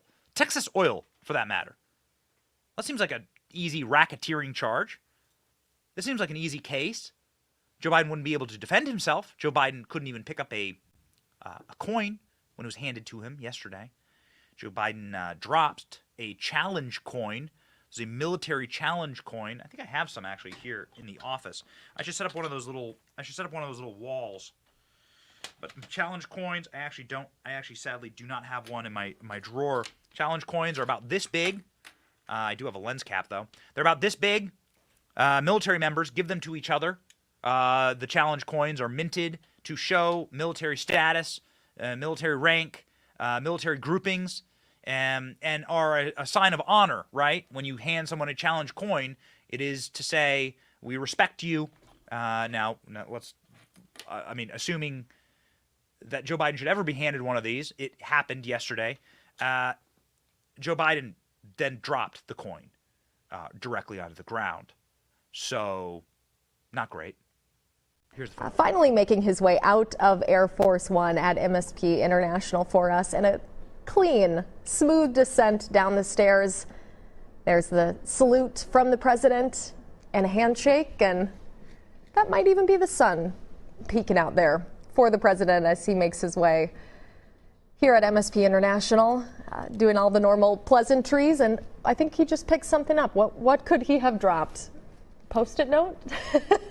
A Kleenex? Maybe some notes for his remarks today? Another salute. So Joe Biden is dropping the challenge coins. I think we have the closer-up clip of Joe Biden actually dropping that. Again, it couldn't be more insulting. If you are a member of the military, or if you are a member of a police office or a fire department, then you know you're well familiar with the challenge coin tradition. This goes back many, many years. Many people have shelves filled with challenge coins behind them. We should have one. I have a lot of them. People give them to me all the time. But like dropping them onto the ground would be a massive insult. And once again, ladies and gentlemen, when Donald Trump departs, we will take it live. Again, ladies and gentlemen, we have word that Donald Trump wishes to address the media live, and we will bring that to you live when he gets rolling. Speaking of getting rolling, here's Joe Biden rolling his challenge coin around on the floor. Focused on now on making sure you got the place to sleep, food to eat, helping you rebuild your lives in Rolling Stone. The town of Rolling Stone will be back. What did I say? I said Rolling Fork, Rolling Stone. I got my mind going here. Great. Okay, cool. Got it. All right, guys. Well, that was Joe Biden not knowing the town that was destroyed behind him, saying the wrong name of the town that was destroyed behind him. We actually have closer up footage. ALX, grab me that closer up footage of Joe Biden with the coin. When he dropped the coin and had to like amble over and try and get it. Really embarrassing. Ladies and gentlemen, we have footage of Fox News getting heckled and pushed around outside of the Trump courthouse. Get the F out of here is what's happening to the Fox reporters out front of the courthouse. So this is, I guess, the scene. Check it out.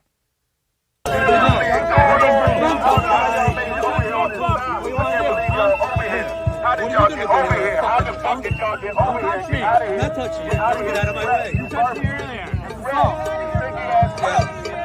Read the panel guide, though. Get out of here. You and Fox News, you don't support video? You're going to roll your eyes at me now? Oh, you going to roll your eyes? You better get the fuck out of here. You better get out of here rolling your eyes. You better get out of here rolling your eyes, bitch. Don't touch me. Don't touch me. Excuse me. Don't touch me. Yo, hurry up. Get out of here. Get out of here, bro. Get out of here. Yo, hurry up, bro. Hurry up. This shit get real hot. It got real hot and sticky. It's getting real hot and sticky up in here. Get out of here. Hurry up, yo. Hurry up. It's real hot and sticky. I know. It's showing their true colors. Do I have a polite conversation? Hurry up. Hurry up, bro. You ain't moving fast enough. I feel like yo, you ain't moving fast enough, bro. Hurry up. So come on. I can't believe y'all came over here. Fox News is the best. We love you. We love you. Okay, so that is an absolutely wonderful reporter there, who is a friend of the show. You see her on Hannity all the time, sort of on the ground Fox News reporter that is getting assaulted. I mean, by the definition of assault, surrounding her and pushing her cameraman. She has armed security with her, thank God. Although, if they ever acted, of course, in self-defense, you know that they'd be the ones who go to Rikers Island inside of the sunken place that is Manhattan. Why couldn't they get a live shot? Well, you can see there why they couldn't get a live shot.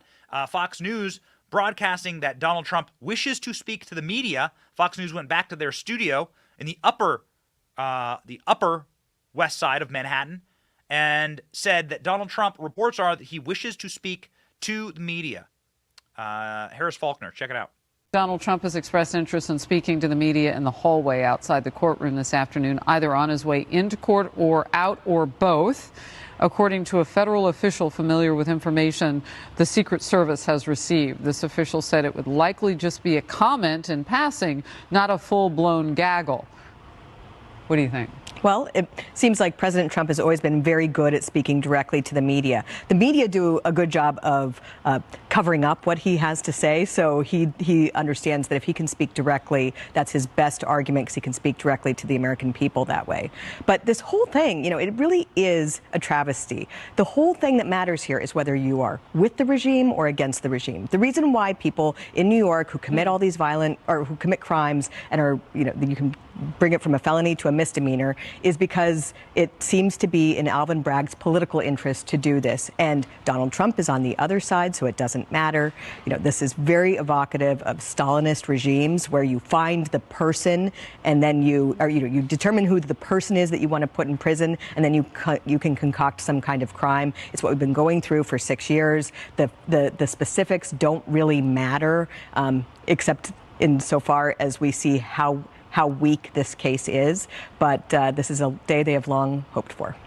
So, Trump wants to speak to the media just in the hallway outside the courtroom, perhaps before, after, or both of those times. We know that the Secret Service... So, you may hear from Donald Trump. We hope so.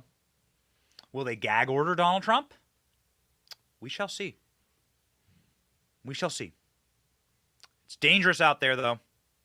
Man, you are seeing footage of anti-Trump protesters trying to incite an uproar. Be careful, ladies and gentlemen. Be careful. This is a scary time.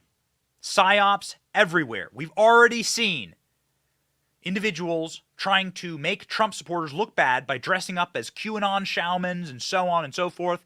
This isn't any knock against Jacob Chansley, who deserves to be a free man and hopefully will be a free man very, very soon. He's right now in a halfway house. But you got to be careful out there.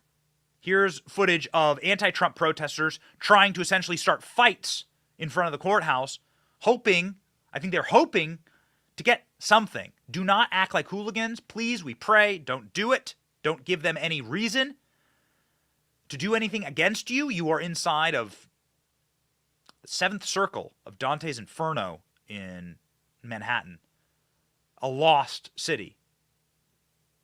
Check this out. Here are anti-Trump protesters trying to incite an uproar. In front of Trump Tower that we covered years ago. And what this lady does is she gets in the middle of everybody and she does just that. She tries to troll them. She harasses them with her bizarre behavior. And this is what she wants. She wants to get tangled up. She wants to get, and you can't have a conversation with these people. You just can't do it. I know that Marjorie and I talked earlier about, maybe engaging in conversations with some of these protesters, but that's not what they're here to do. They're not here to do. They're here to shock. They're here to really incite. They poke you. It's like they want to poke you and push you so far that perhaps you do something in frustration. That's what they're here. They're into an antagonist. Okay. So we have proof, ladies and gentlemen, that they are trying to incite, that they are trying to make MAGA look bad. We have uncovered an actor who fake acted like a MAGA supporter, went there to make MAGA look bad. This is in front of the same courthouse, the same location. This was a few days ago. This man has been called out. We were able to uncover his true identity. This man dressed up as a MAGA supporter in order to gain attention, to make everyone look like idiots. PSYOPs everywhere. PSYOPs everywhere. Check out this dude who got called out by real MAGA supporters. He wore antlers on his head and a loincloth and painted his face and wore a Make America Great Again flag. This guy was a PSYOP. He's fake. He's an actor. We know who he is. Watch. Bro, what are you doing, bro? What are you doing, bro? Bro, what are you doing, bro? You look stupid doing this shit, bro. Stop doing this, bro. What are you doing? This is my religion, sir. No, bro, you're a Trump supporter, bro. We don't do that. You looking real crazy What do you right mean now, we bro. don't do that? Who You're are like, you to say what Trump supporters do and bro, do I'm not a Trump. do? I'm from Trump, bro. I'm letting you know. I know, but we have how- ranking in this shit, bro. What are you doing? What do you mean? Am I going outside the bounds? Bro, you're acting crazy, bro. Of what? You're like, oh, what are you screaming for? Everybody bro? calls us crazy, sir. No, I'm saying, but no, I'm not. I think you're a Democrat, bro. I think Everybody bro, calls us bro, I don't think you're for Trump, bro. I don't think you're for Trump, bro. You're not for Trump, bro. You're a liar, bro. You're a scam artist, bro. This man is not for Trump, bro. This guy is a scam. Who are you to say who I support? Who are you to say who I support and who I don't? No, bro. Bro, the way you're I've acting, been rejected by every the single way you're community. acting, we don't act like that. We don't act like we don't do that. I've been rejected by every single community of people that I've been a part of, and even in the Trump supporter community. Even yes, I was picked on and made fun of so much growing up, and then I finally feel like I find a community. So that man was an actor. So don't believe a word of what he said. Guy's an actor. He was on America's Got Talent. We went through his Instagram page. We're not going to put it up here. We don't need to give the guy extra clout. We're not even going to say his handle. But that guy was at America's Got Talent. He went there. All of the cameras were trained on him. And they were just waiting for that guy. I mean, you should have seen the mob of media that came rushing over because they thought they had another QAnon shaman on their hands. And so be careful. PSYOPs are everywhere. Now, this is what it looks like in front of the court where Donald Trump is expected in just one moment. The officers are getting prepared. The officers are getting prepared for Donald Trump's arrival.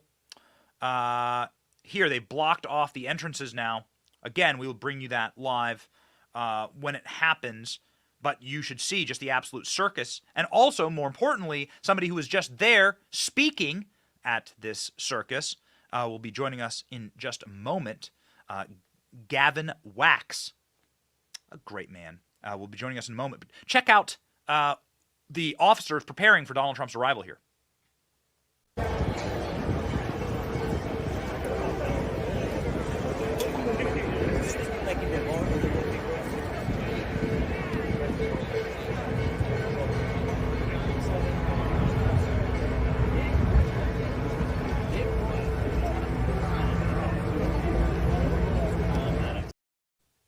So things are definitely getting heated.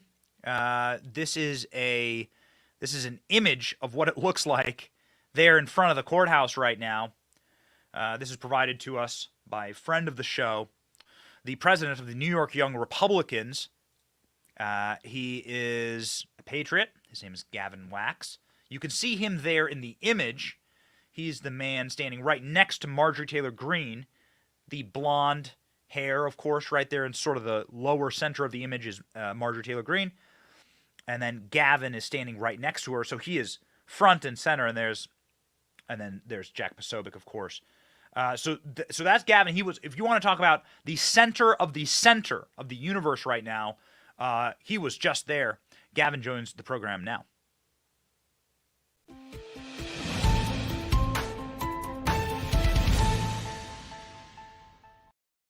President of the New York Young Republicans, Gavin Wax. Thank you for being on the program. Maiden voyage on the Benny Show, and we appreciate you. Tell us, what was it like down there inside of this absolute circus? Well, Benny, thank you for having me on, and thank you for all the kind words. And it certainly was a chaotic New York scene down there. Just to give your viewers some perspective, well, we were meeting at Collect Pond, which is directly across from the courthouse where President Trump will be arraigned, and that is an entire full city block.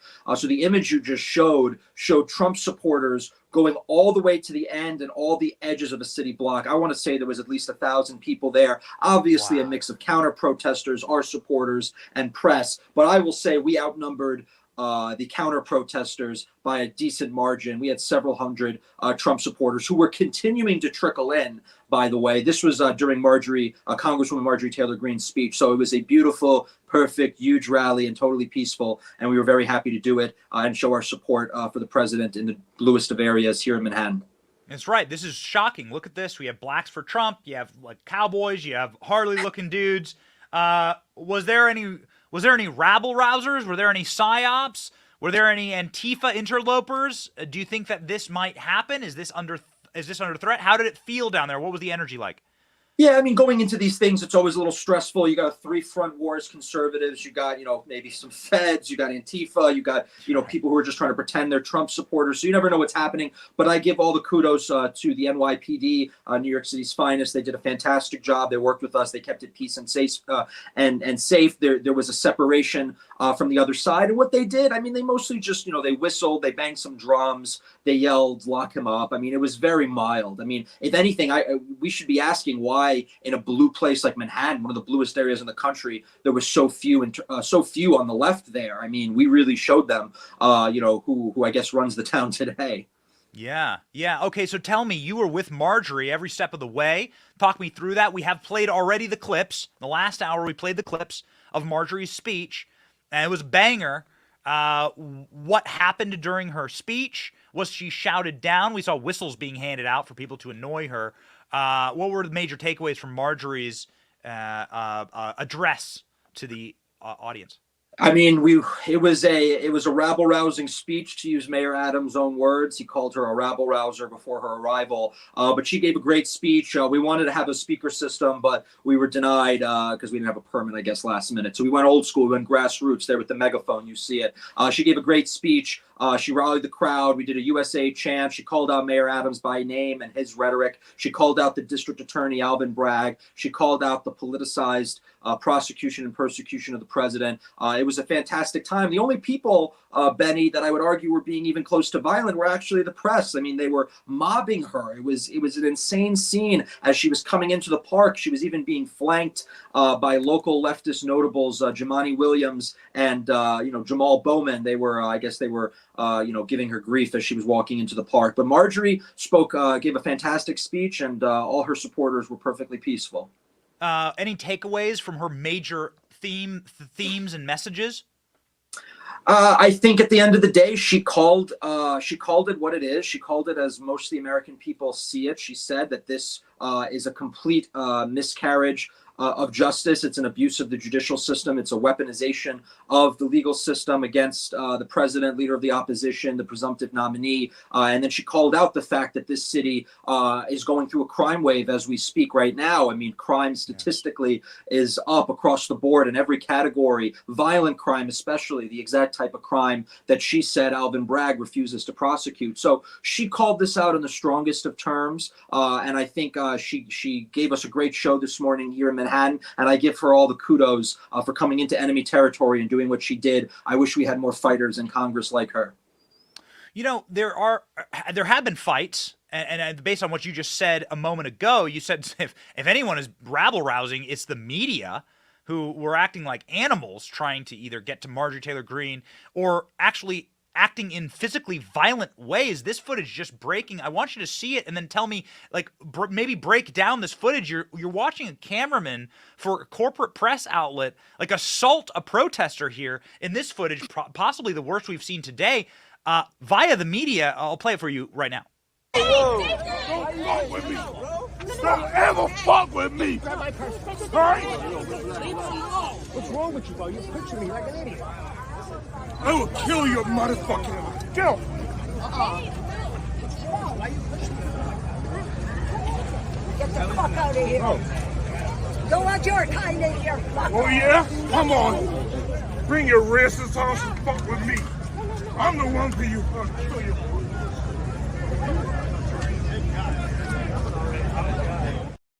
Yikes.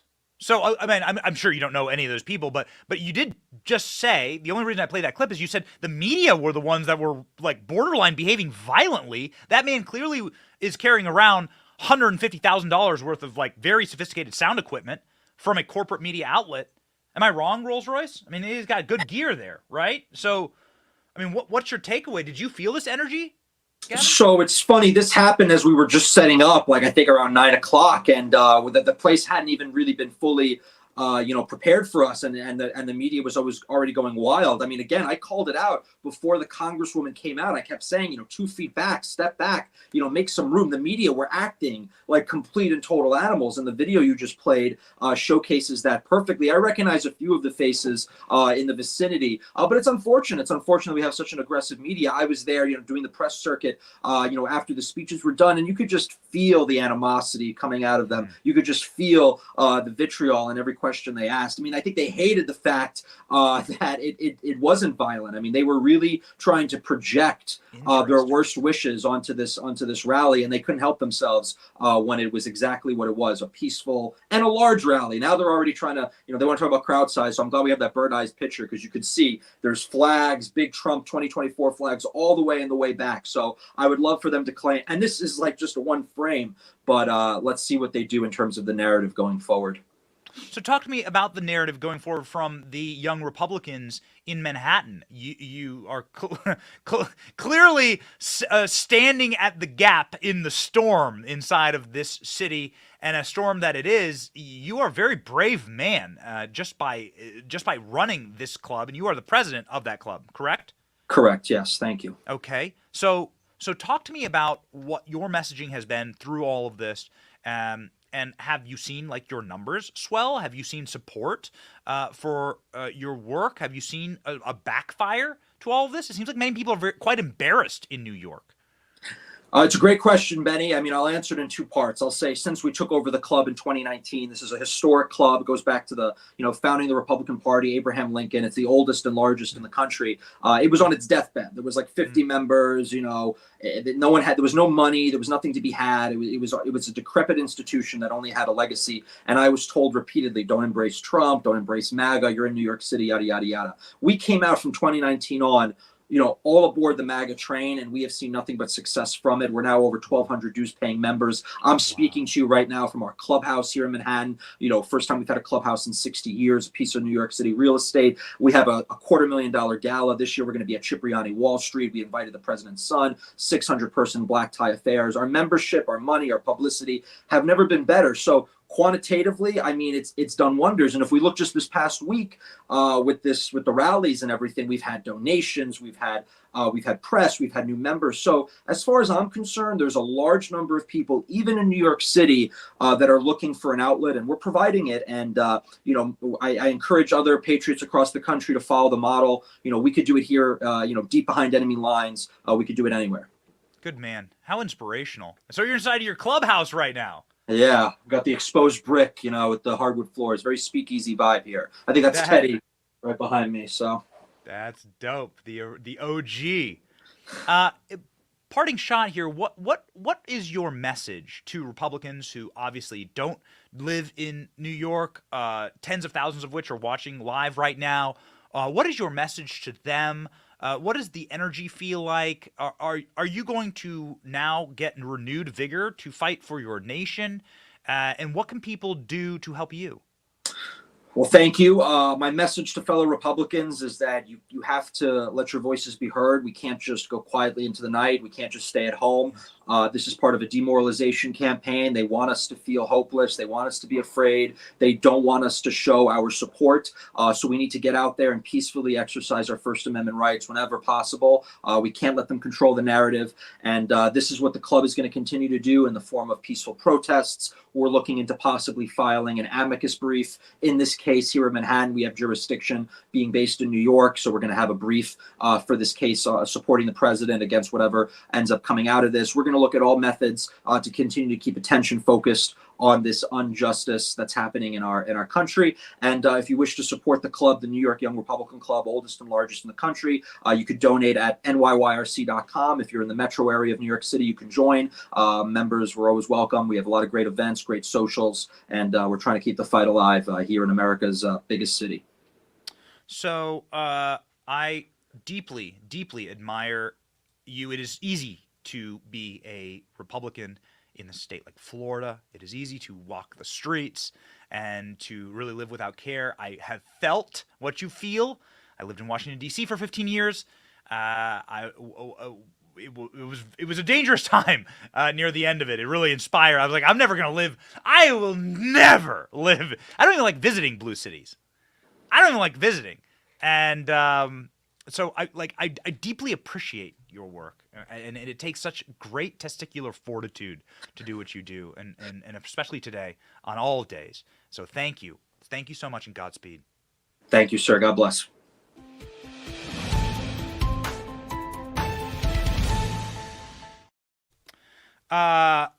Ladies and gentlemen, we await Donald Trump's departure from the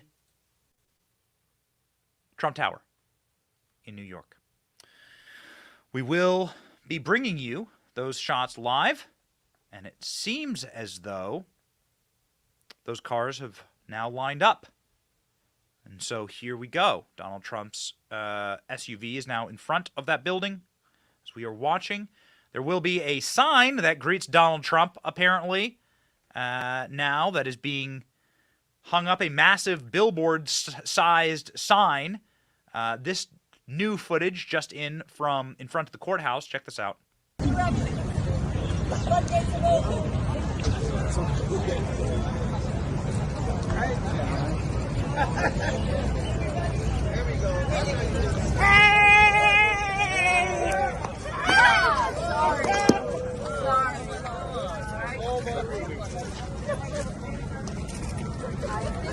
You're on the wrong side. You're on the wrong side.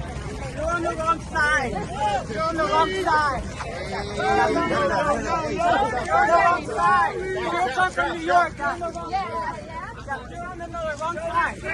You're on the wrong side. I have COVID. I don't care. I really do have COVID. Good for you. You're on the wrong side. You're on the wrong side. You're on the wrong side. You're on the wrong side. You're on the wrong side. I'm with you. Get out of here, you old bag of birds. Burn this flag, bitch. Tear it up. Tear this shit up. Tear this shit up. Get off of it. Bitch, you're on the wrong side, bitch. I'm not Jewish, bitch. I'm from New York. What's good? What's good? What's good? Violent communist agitators. Exactly. Indivisible USA members. Back off. Back off. Violent communist agitators. So what are they saying? You're on the wrong side. You're on the wrong side. You're on the wrong side. Well, it could be metaphorical. They had a big sign that says, Trump lies. Got it. Yeah, definitely. From the party that blew up the Nord Stream 2 pipeline. Got it. From the party that can't define what a woman is. From the party that says the border is secure and that your banks are safe. Yeah. Donald Trump lies. Got it. Okay. What they mean in physical reality is that they have actually created sides now. There are literal physical barriers that are now up inside of the park between the two sides now screaming at each other. So you just heard Gavin Wax saying that the MAGA members outnumber libs like 10-1. That's pretty embarrassing. They have now split up those sides with gates and garrisons. So yikes. Here's what that looks like. Y'all sent our money to Ukraine. Y'all sent our money to Ukraine. Y'all sexualizing the children.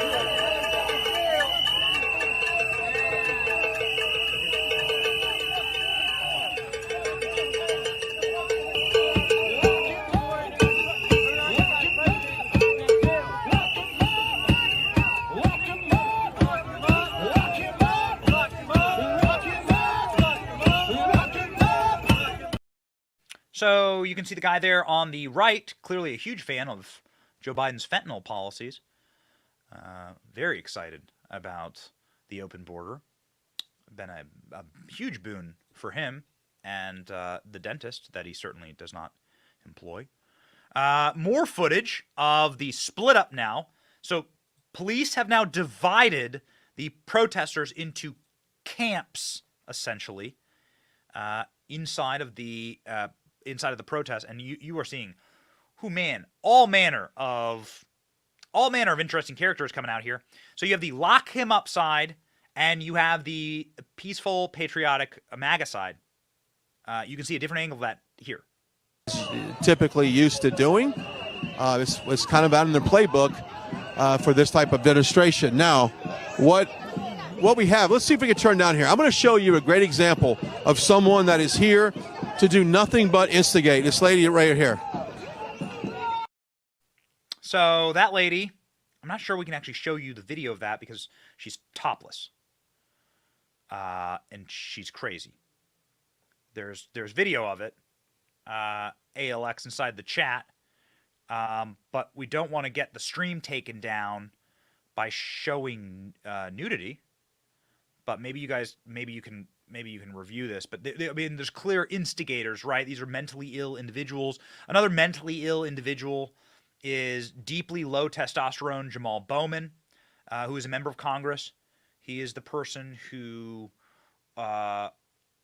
probably on hormone blockers, was yelling and screaming and griping at Thomas Massie inside of Congress. Jamal Bowman triggered out front of out front of the criminal court in Manhattan. They're in a hoodie, certainly behaving with the decorum of Congress, yelling and harping and mewling at the cameras. Here's what he has to say. Do your freaking job, Marjorie Taylor Greene. You don't need to be in New York City talking that nonsense. Go back to your district. You're not. What are you doing here? You're here for politics. You're here because you want to be VP. You're here for your own fundraising. You're here for your own nonsense. So you're here for your own nonsense, says Jamal Bowman, talking to Marjorie Taylor Greene, who's there in front of the building, and yeah, who is definitely not doing anything other than saying that Donald Trump is innocent and this is a political persecution that is probably be more appropriate under a Soviet dictatorship and is destroying the country. I'm looking at a live shot right now of in front of Trump Tower. You can see all the cars lined up waiting for Donald Trump to pop in. Will Donald Trump pop out of those cars and speak to the press? According to Fox News, he just might. We shall see. But we know one thing. We certainly know one thing. God is not happy with New York right now. God is not happy with Manhattan right now. There was a absolutely terrifying and magnificent, but chillingly magnificent lightning strike on the very location that they will be bringing Trump in a moment. This was from the day before Donald Trump traveled to Manhattan. I am a believer in the supernatural. I am a believer in God. And I'm a believer in signs. So I guess take this for what you will, but it's worth showing you this absolutely magnificent lightning ensemble that struck literally the building that they're bringing Donald Trump. What does this mean? Is God unhappy with New York? Will God smote New York? Well, we shall see. Here's what they had to say about it, and accompanied with the incredible footage from the 5 yesterday. Watch. Wow. Check that out. Isn't that amazing? Really? That was Sunday night over Manhattan, and this is like the it looks like a big tree, doesn't it? God is not happy with the Trump indictment, I'll tell you. That's for sure. Is that what it is? Or he could be. It's not nice to fool Mother Nature. Yeah. Wow, that's fantastic. Okay. Okay. I think that was Geraldo saying, "Oh yeah, maybe he is unhappy or happy." Yeah, God doesn't lightning strike things that he's happy with. Like you can go back to like Zeus. Okay, like the lightning strike doesn't mean good things. The lightning strike generally means bad things. Bad things like Sodom and Gomorrah style stuff happening in Lower Manhattan. Okay, so we have an edited version of the like semi-naked provocateur who is walking around in Manhattan with a wig on and glasses trying to instigate and incite Trump individuals, just letting you know like what the patriots, like Gavin Wax, president of New York Republicans, like what he had to deal with. Yikes! This is what the left-wing protesters look like down at the down at ground zero for the Trump arraignment for today, as it were. You telling me because I'm black? Get the fuck over here, old white man. Why you telling me about it? No, tell us. We want to know. How do you feel? I am a racist. Fuck white people. Come over here.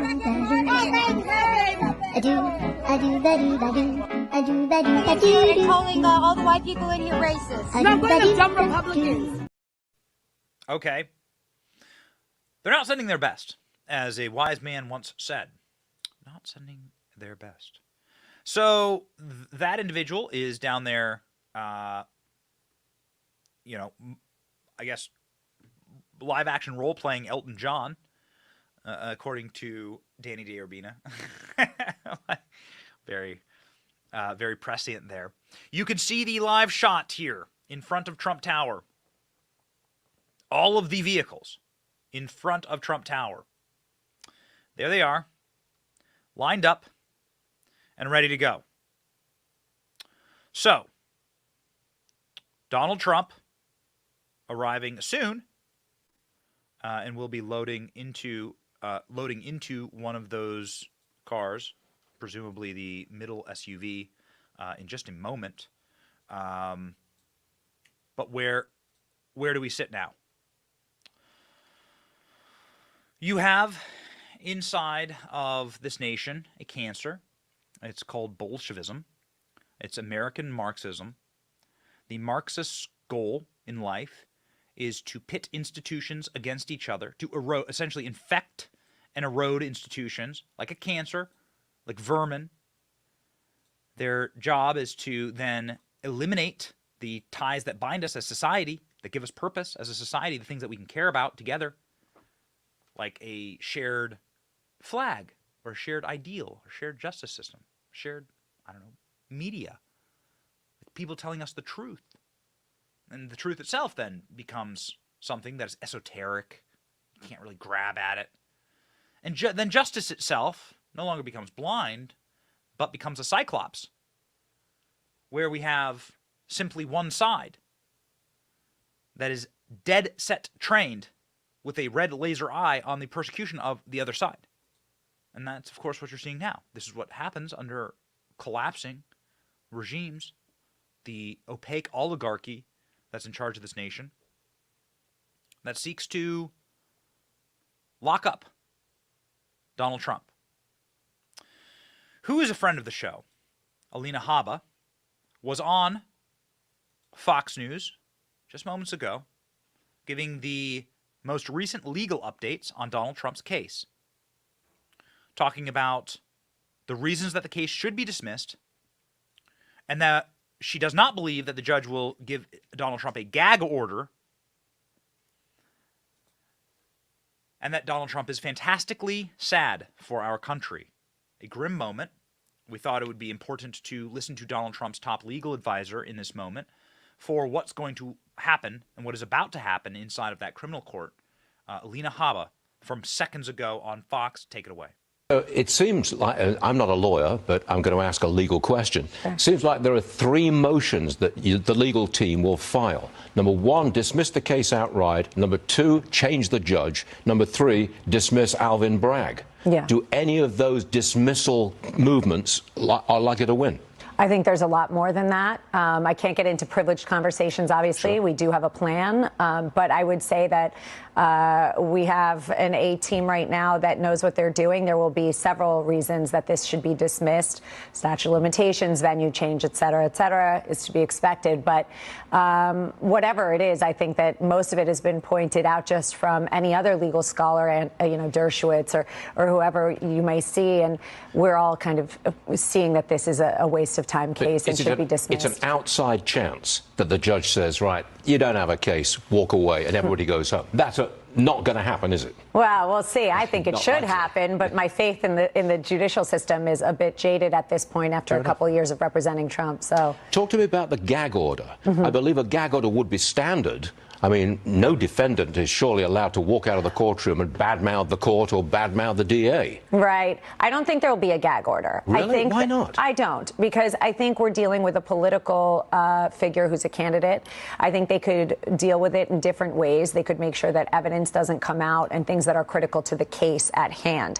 But to try and silence the leading GOP candidate, to try and silence somebody who needs to go into debates and respond to questions for the American people would be election interference, which frankly this is. So I think we have, if that were to even come up, I think we have a very solid First Amendment right argument, especially for my client. Without interfering with attorney-client privilege, how would you describe former President Trump's demeanor at the moment? Is he combative? That's not privileged. He's fantastic. Honestly, Is he combative? No, he's not combative. But that's not like him. He's usually very combative. No, I think he's seeing this for what it is. I think he's gotten tremendous support. He has a good team around him, and he has won several cases that are brought out by people saying garbage, frankly, for lack of a better word. But you have to understand, this isn't really any different than the Attorney General case. This isn't any different than some of the other witch hunts that we have. So it's another day for him. And unfortunately, he's sad for the country. That is the only thing he is sad for, not I'm himself. sad for America. Yeah, This should I'm happen. sad for a America. Political prosecution of a former president makes us look like third world. Exactly. We're embarrassing right now. It's very embarrassing. Alina, thank you very much for being on the show this morning. You're going to have a big day, we know that, but thanks for being Why? Is something going on? No, no, we'll be okay. We're going to be just fine. Alina Habba, thank you very much indeed. Thank you. Appreciate it. Thank you. Thanks for having me. Let's see. All right, ladies and gentlemen, the motorcade is rolling through Manhattan. Motorcade rolling through Manhattan right now. We will bring you those clips. We will bring you those live shots. Let's get a live feed up, boys, of this happening right now. The massive turnout in front of the court today in favor of Donald Trump. Thousands, inarguably thousands of individuals who are in support of Donald Trump turning out. We have that footage here. You can see essentially the sort of expanse of people, 20, 30, 40 deep, all in front of the courthouse in Manhattan. I've never seen anything like it. Ladies and gentlemen, Royce, do we have the footage? Processing. Yeah, it really is something. I appreciate you all also sticking with us as we are on hour 2. We typically only have an hour-long show here, but we thought, historic moment, we're going to do the best that we can. We have a obligation to you as an audience, and so we're going to do our best to serve you and to establish that trust that you can watch this without, of course, the pedantic embarrassment of like a CNN broadcast. So this is what Donald Trump will pull into when he arrives at the court. This is what he will see. Check it out. Oh, he just wants to. They wouldn't let my kids play sports in this, so they're not safe. And now they're like, I'm just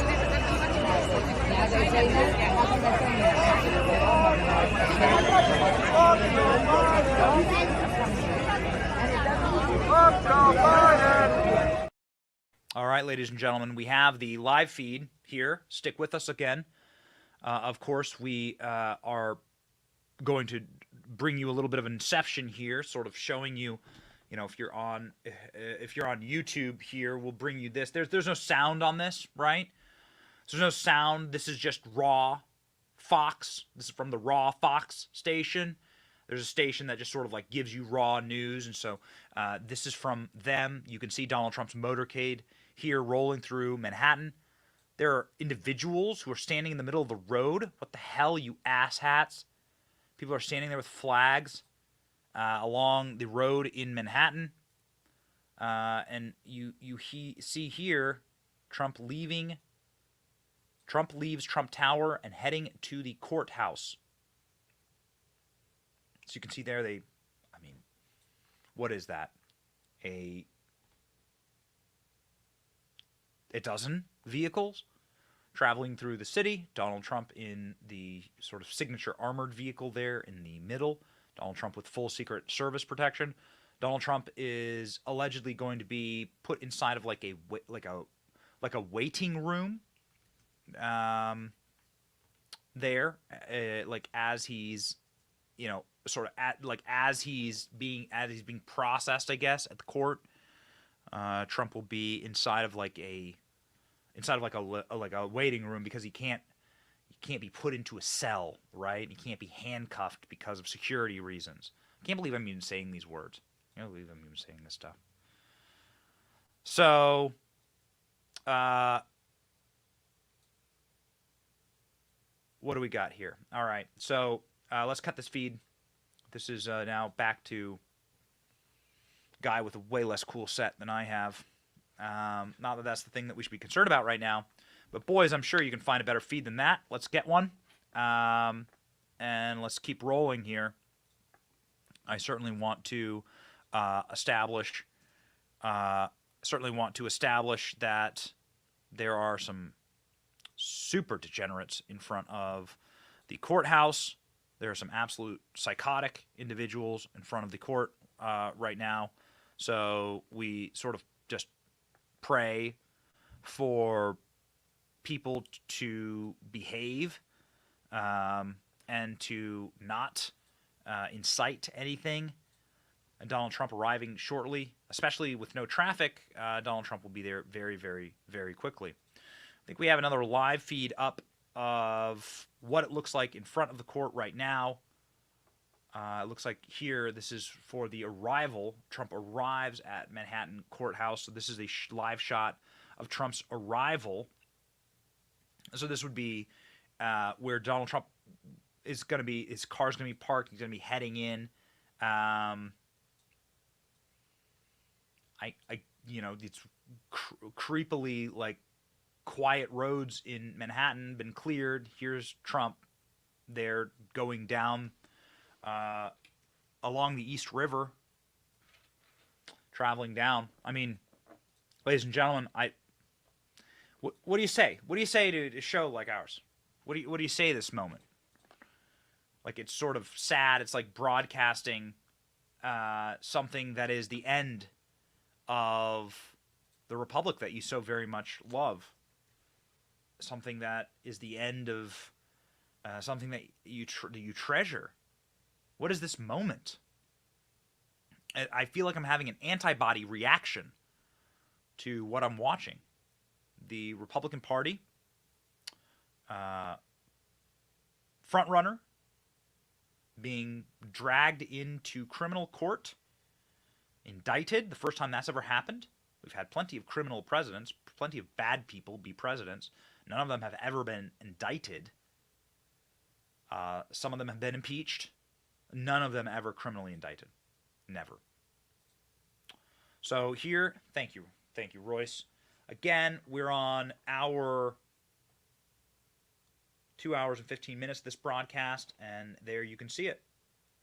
You're going to have Donald Trump traveling inside of these motorcades. I've traveled in a motorcade before, lived for quite a while inside of Washington D.C. I've been in a few motorcades. They're very fun. This one ain't fun for Trump. But again, Donald Trump's up by 30, 40 points in the polls. And now every poll consistently is showing him beating Joe Biden. The American people have an antibody reaction to the open criminality and persecution of their government. Especially on a guy like Donald Trump. So the TDS, the Trump derangement syndrome vote, there are like 40 million people that probably crawl across flaming broken glass in America to vote against Donald Trump. They've had their minds broken. They believe the corporate press. Those people, this is what this is for. Independents say, according to polling, that this is a absolute disgusting abuse of power. Republicans, of course, 90% say the exact same. You're losing the middle on this. The president of Mexico and the president of Hungary, both saying that these are third world tactics. And that America, as we know it, has now collapsed in any type of moral superiority or pontificating that we would ever have around the world. We got to give money to Ukraine because Vladimir Putin's a dictator. He locks up political dissidents. He locks up the people that may run against him. Got it? Look at the images on your screen right now. Watch in real time what's happening on your screen right now.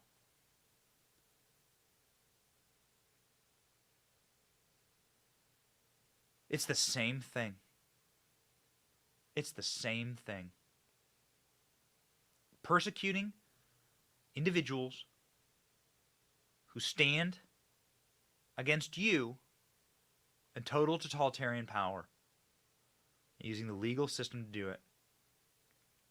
It's not really a legal system. It's not a justice system. It's a system. Ha! Mark my word. It's a system, but there's no justice about it. It's a system that is designed actually for injustice. So the man who helped build this city, I mean, Mr. New York, like the shots that you're seeing right now, Mr. New York, the man who assisted in building Manhattan, who saved Manhattan from an absolute scourge, a ruin. Donald Trump bet on downtown Manhattan when the city had fallen in the 70s. Building Trump Tower when no one was building skyscrapers anymore in New York. The city was all but abandoned.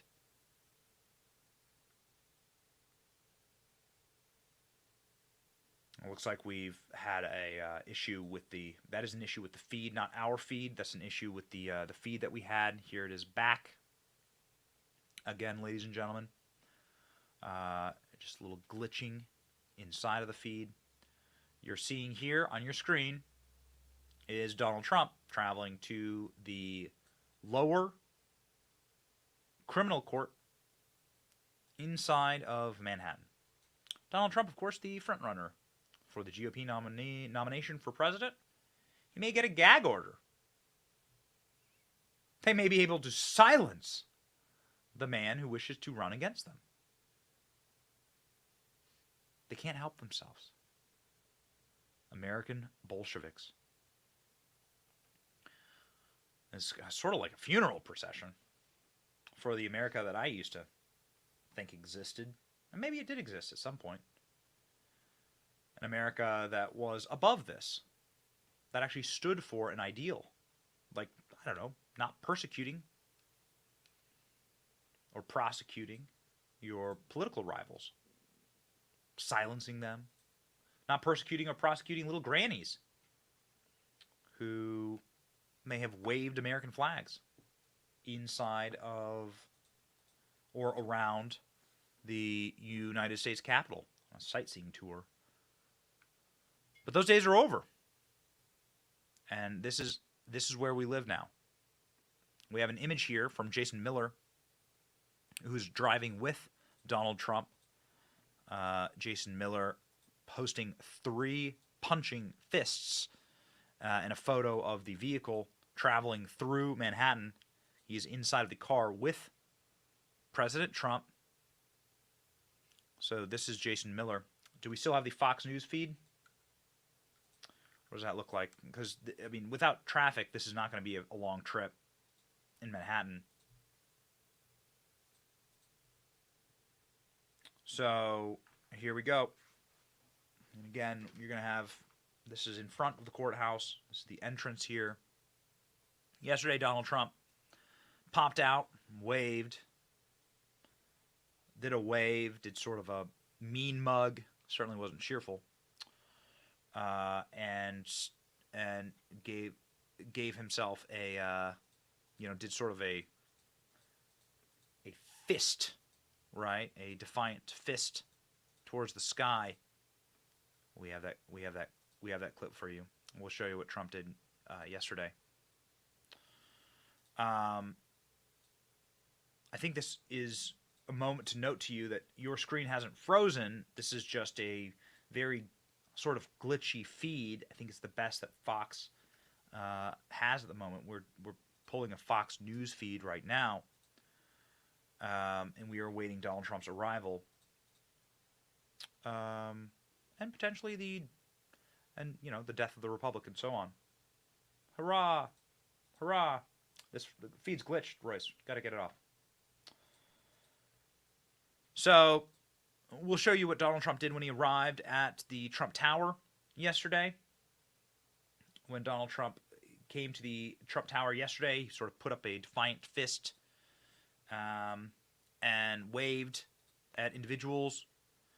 Again, we're not trying to fetishize this at all. We've done an entire hour show about the Sovietization of America.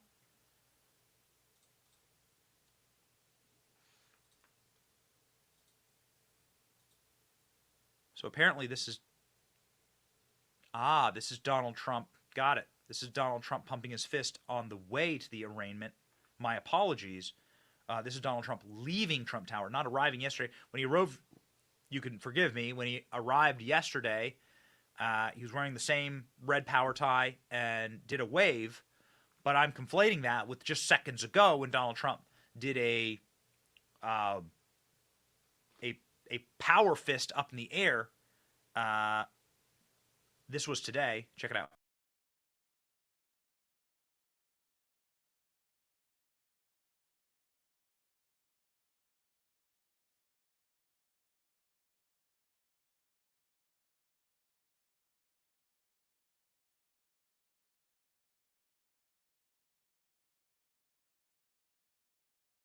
What that music was, ladies and gentlemen, I apologize. ALX, Danny, if it's like kind of like ear bleeding music, just mute the asset. We have some very enthusiastic individuals who like putting music to this kind of stuff, and sometimes it's not my favorite song. Not my favorite music. Okay, here we are back in front of the courthouse here. Donald Trump's arrival imminent, presumably. And there you go. Goodness gracious. Never again is a sign. You have purple and pink-haired people out front. What a circus. What a circus. What a circus. Goodness, goodness, goodness. So we don't want, who knows what's going to happen to one of these lunatics, what these lunatics are going to do. I guess we're not going to pull away from this shot because this will be the shot. And if Donald Trump says something or walks up to the media, why the hell not? You don't know if they're going to put a gag order on you. That'll only happen in front of a judge. So maybe you might as well just walk over to the media right now. So if he does that, well, hot damn. We're going to be here for you. We don't know. We're not sure. I've been to Manhattan quite a few times. I've worked for New York-based companies. And not a big island. And not big, certainly, if you have no traffic. And so, we're expecting Donald Trump's arrival here just seconds away. But what can you do, man? You just sit here and make fun of the people with the purple hair, I guess. Actually, it now looks like Donald Trump has arrived. Perhaps that shot was errant, showing the front of the courthouse when it should have been showing the side. Because now it seems to be what looks like the motorcade is there. And Donald Trump entering. That is Donald Trump's motorcade. It has arrived. The side of the courthouse is what was used. Did Donald Trump send a message? Did he say anything? Did he do anything? Well, we have the shot here Trump arrives at Courthouse. This is the live shot right now. I think they may have broadcast sort of the front of the courthouse when they should have been on the side of the courthouse. So here is the footage of Donald Trump actually arriving. ALX, am I right? Is this what we're going to play? Royce? Yeah, okay. All right. So here's the footage of Donald Trump arriving literally seconds ago at the courthouse. You can see it here.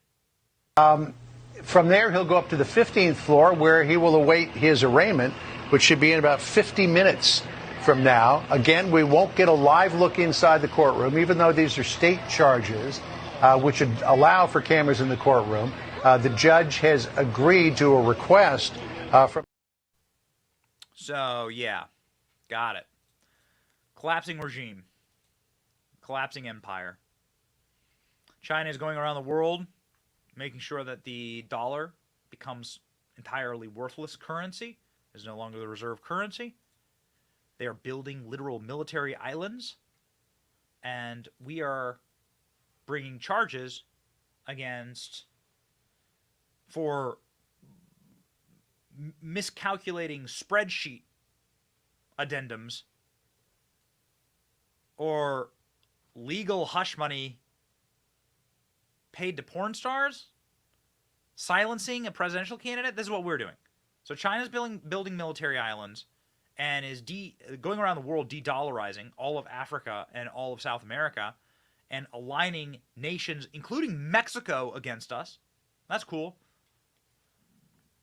And this is what we're doing. Here's a better shot of Donald Trump actually walking in to the courthouse. Again, seconds ago. Go.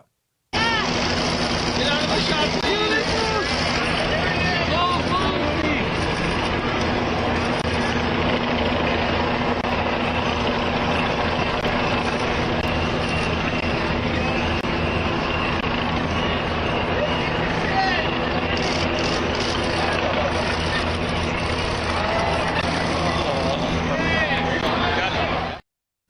So Donald Trump has posted on Truth Social seconds ago, heading to Lower Manhattan Courthouse. Seems so surreal. Wow. They are going to arrest me. I cannot believe this is happening in America. Make America great again. MAGA. Donald Trump posting, I mean, would have to be from the vehicle that he was in. Posting there from inside of the car on Truth Social, like as he pulled up to the court, because this Truth Social posted seconds ago. Donald Trump, again, saying, they are going to arrest me. Seems surreal. His live shot in front of the court. Donald Trump has entered the court. Donald Trump did not genuflect or speak to the media. Donald Trump did not talk to the press. There will be like a minute's worth of photographs to be taken inside of the courtroom. They will capture the dissolution of the Constitution as we know it and the destruction of the American political system and norms as we know it, the immolation of our republic as we know it. Those photographers shall capture. So that will be the only media you'll get from inside of the courthouse. As for right now, we know that that Donald Trump did not address the media and did not do any motions as he was heading into court. But while he was leaving Trump Tower, Donald Trump put up the defiant fist. I shall play that for you one more time. There you go.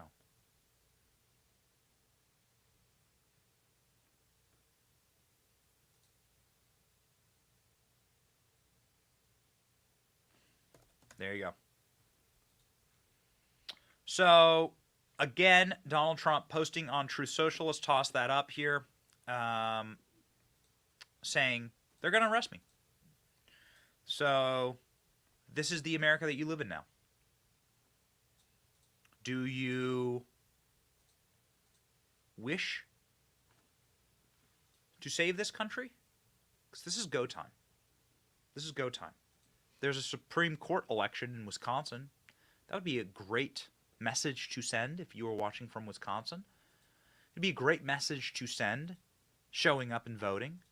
Do you believe that we should lock up our political opposition here? Because Donald Trump, well, I mean, if they can lock him up, what do you think they can do to you?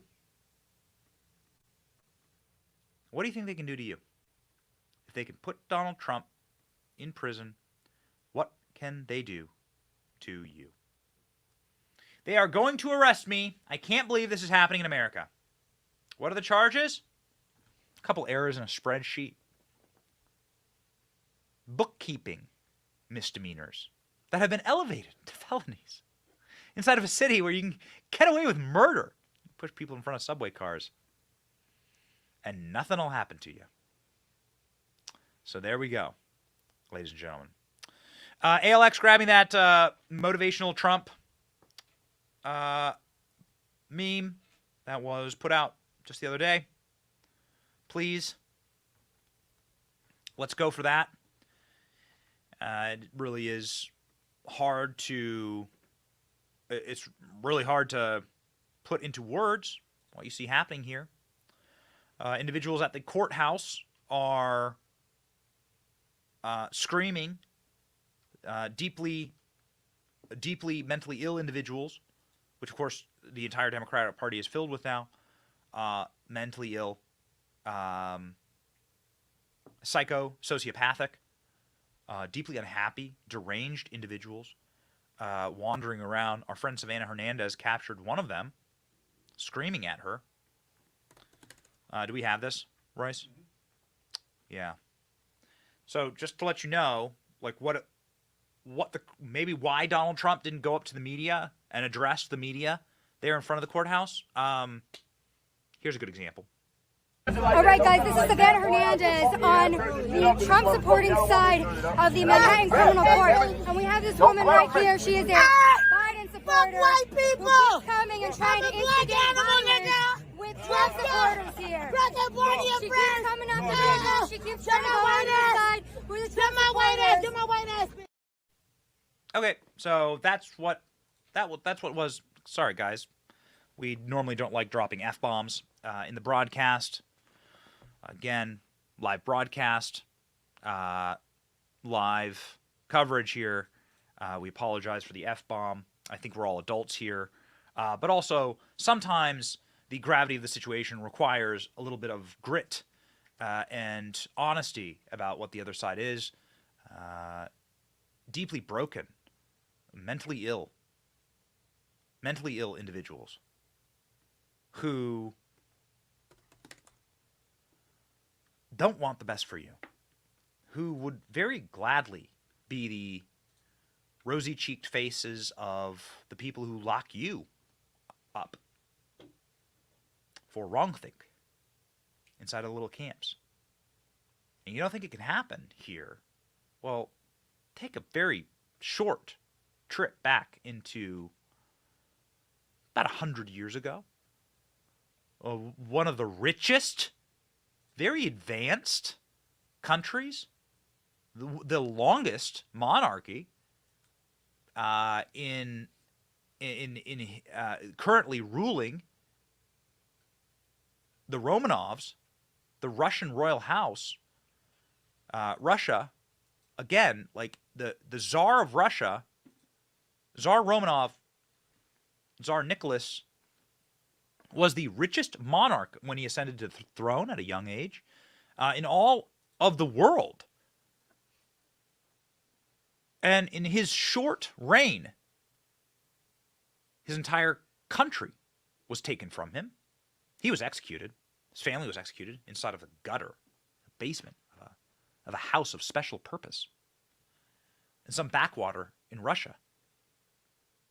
This was like in his young life. He and his young daughters. Anastasia, it's all fantasy. There was no Anastasia. They just slaughtered him and his family. The Bolsheviks took over Russia and then began the immediate persecution of everyone inside of that country, but especially those who might stand politically against them. That's why they killed the king and his entire family. So if you don't think it can happen here, you can just crack open a book and look at what's happened around the world. China, Russia, communist dictatorships. Patton was right. We should have pushed through Europe, and we should have gone to Moscow. Honestly.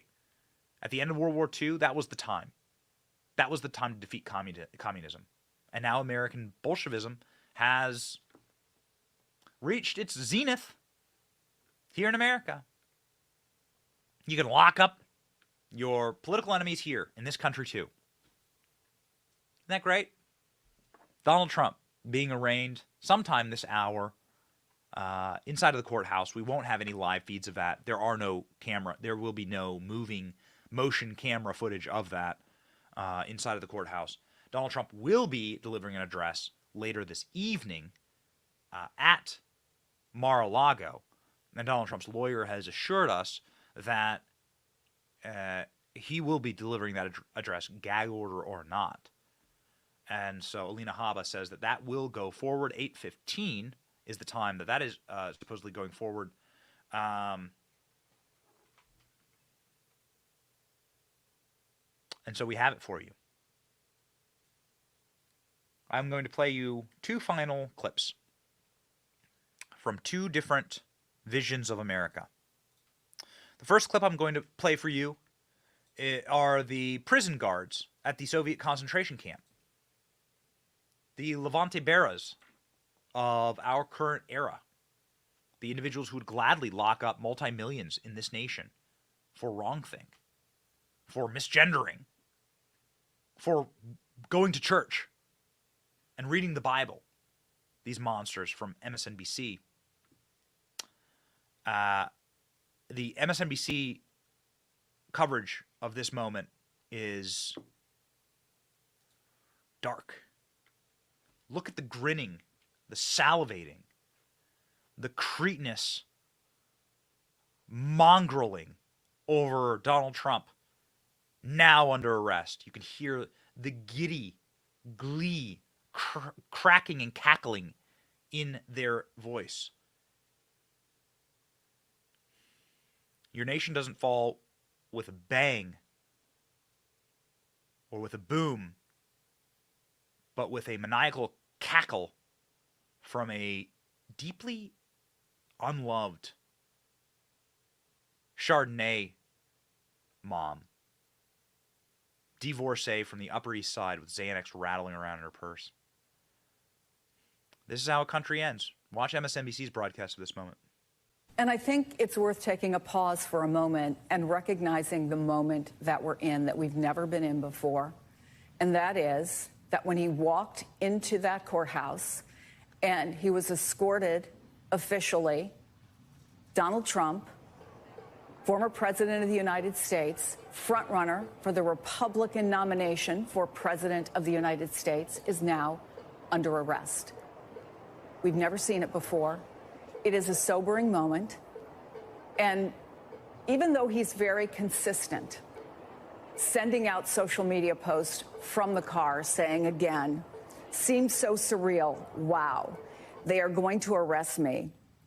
Can't believe this is happening in America.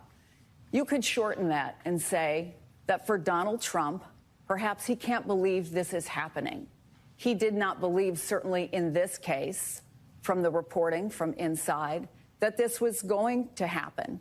And it has now happened. Donald J. Trump is under arrest. Andrew Weissman, your thoughts? And of course, they go to Andrew Weissman, the rat on the Mueller investigation, who was the puppeteer behind the old, befuddled buffoon Mueller, who couldn't even answer questions about his own report. You remember that. The guy was just a muppet. Andrew Weissman, of course, the guy who ran all of that. The rosy-cheeked, grinning, smug, sneering face of the Soviet gulag Politburo, as it looks with uncaring eyes into the middle distance as you, your family, are carted off. It's happened before in civilized societies. It's happened before. It wasn't too long ago. There are people alive today that remember the Red Purge. This happened in the 40s and the 50s under Stalin. Stalin's reign of terror lasted through 1953. Tons of people around who remember it. Joe Biden's one of them. It starts with the political dissidents, the sightseers on January 6th, with Donald Trump, who they've convinced everyone is a megalomaniacal orange man bad. It starts with them, and then it ends with you. It ends with all of us. What are you going to do? Are you going to take a renewed fortitude in the saving of this country? Will you have a new birth of freedom springing evermore in your heart and say, I will do anything it takes to prevent the Bolsheviks from taking control of my country and carting away my children? If they can do it to Trump, they can and will do it to you. It'd be much easier, actually. And they've proven that time and time again. What does Donald Trump stand for? What does this moment mean? Well, I believe that there's no more fitting way to cap off this 3-hour broadcast and this moment than with a cinematic masterpiece produced by Trump's team, released as he's heading to New York for this arraignment, and giving chills and a voice, of course, to the 75 million plus 100 million Americans that have a twisting in their gut over this. Because we are not sunken or lost souls. We're still a moral country and filled with moral people. And this is what we believe. Durham probe into the Russia collusion hoax. President Trump has just been impeached on both Article 1 and... The only president of the United States to be impeached for a second January time. 6th committee releasing its final 845-page report. Former President Donald Trump has been indicted. Remember this: nothing worth doing ever came easy. Following your convictions means you must be willing to face criticism from those who lack the same courage to do what is right. Relish the opportunity to be an outsider. Embrace that label. Being an outsider is fine. Embrace the label. Because it's the outsiders who change the world and who make a real and lasting difference. The more that a broken system tells you that you're wrong, the more certain you should be that you must keep pushing ahead. This is a party that wants an outsider badly. I continue to believe Mr. Trump will not be president. You must keep pushing forward. Never, ever give up. There'll be times in your life you'll want to quit, you'll want to go home. I can't do it. I can't do it. Just never quit. You will build a future where we have the courage to chase our dreams no matter what the cynics and the doubters have to say.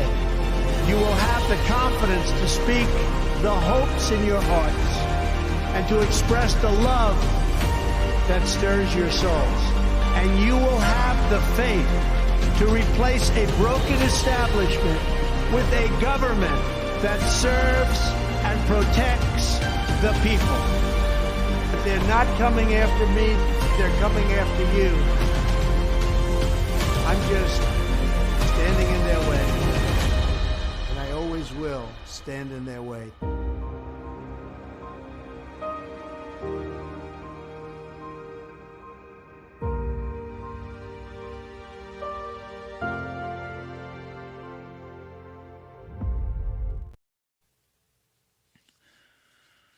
Ladies and gentlemen, sometimes you have to stare deeply into the blackness to understand what evil is capable of, and I believe we've seen that today. In this 3-hour broadcast, we've brought you all of the scenes directly from the courthouse, from Marjorie Taylor Greene, to the deeply mentally ill protesters, to violence perpetrated by the media. There's no other word for it. Multiple interviews with various individuals, like Darren Beattie, who's an American philosopher, really, and really tried to set the stage for what this means for the country going forward. What it means for us is that we must coalesce as a movement and save this place. It does fall to us. Don't feel bad. There have been a lot of generations that needed to come together and save this place before from dark, black evil, but it's always the same evil. It's always the same evil at the center of mankind's heart. Mankind wishing to control themselves and control those around them. Ever since the biting of the apple in the Garden of Eden, or the killing of Cain and Abel, you have the blackness of the human spirit. It has always existed. Men that think that they are God, building towers of Babel, and trying, and failing at being God. We end with a Bible verse every single show. Normally we have a 1-hour show. We have a 3-hour show today. But we still wish for our Bible verse to carry us out. The only way to keep ourselves from becoming lost entirely is to focus on that which we know is truth, not the psyops, not the fakery, and certainly not the corporate media that is going to relish in this evil, because they are indeed truly evil, the real blackness of the soul, but to look upon the Lord. And that's what we shall do with Luke, verse 17:6 here. And the Lord said, if you had faith like a grain of a mustard seed, you could say to this mulberry tree, be uprooted and plant in the sea, and it would obey you. You could tell mountains to move, and they would. You could do great things if you had faith. Do you have faith? Yours is not the first generation in America, and it certainly will be the last generation in America that must defeat evil, foreign or domestic. There's a reason why they have that when the president gets sworn in, foreign or domestic evil. We must fight it. And sometimes the evil is right here at home. Often, actually. Are you ready for the fight? Are you ready to save America? Well, I sure as hell am. Yippee-ki-yay. God bless you. Let's go save America. Thank you for watching. Please subscribe. We'll be here for you. Please subscribe. Please subscribe to the podcast. It means the world to us. If you care about what we're doing, and if you care to support us, it's free. It takes one click. Subscribe to the podcast. Subscribe to The Benny Show. Get our updates. Get our downloads. Sign up for our mailing list. All of these things assist us in reaching you and creating a movement to prevent this from ever happening again, to prevent this from happening to you, and to save America. And that's what we're here for. It's your boy Benny, broadcasting today on this Black Sabbath. Whew. Well, let's go. See ya.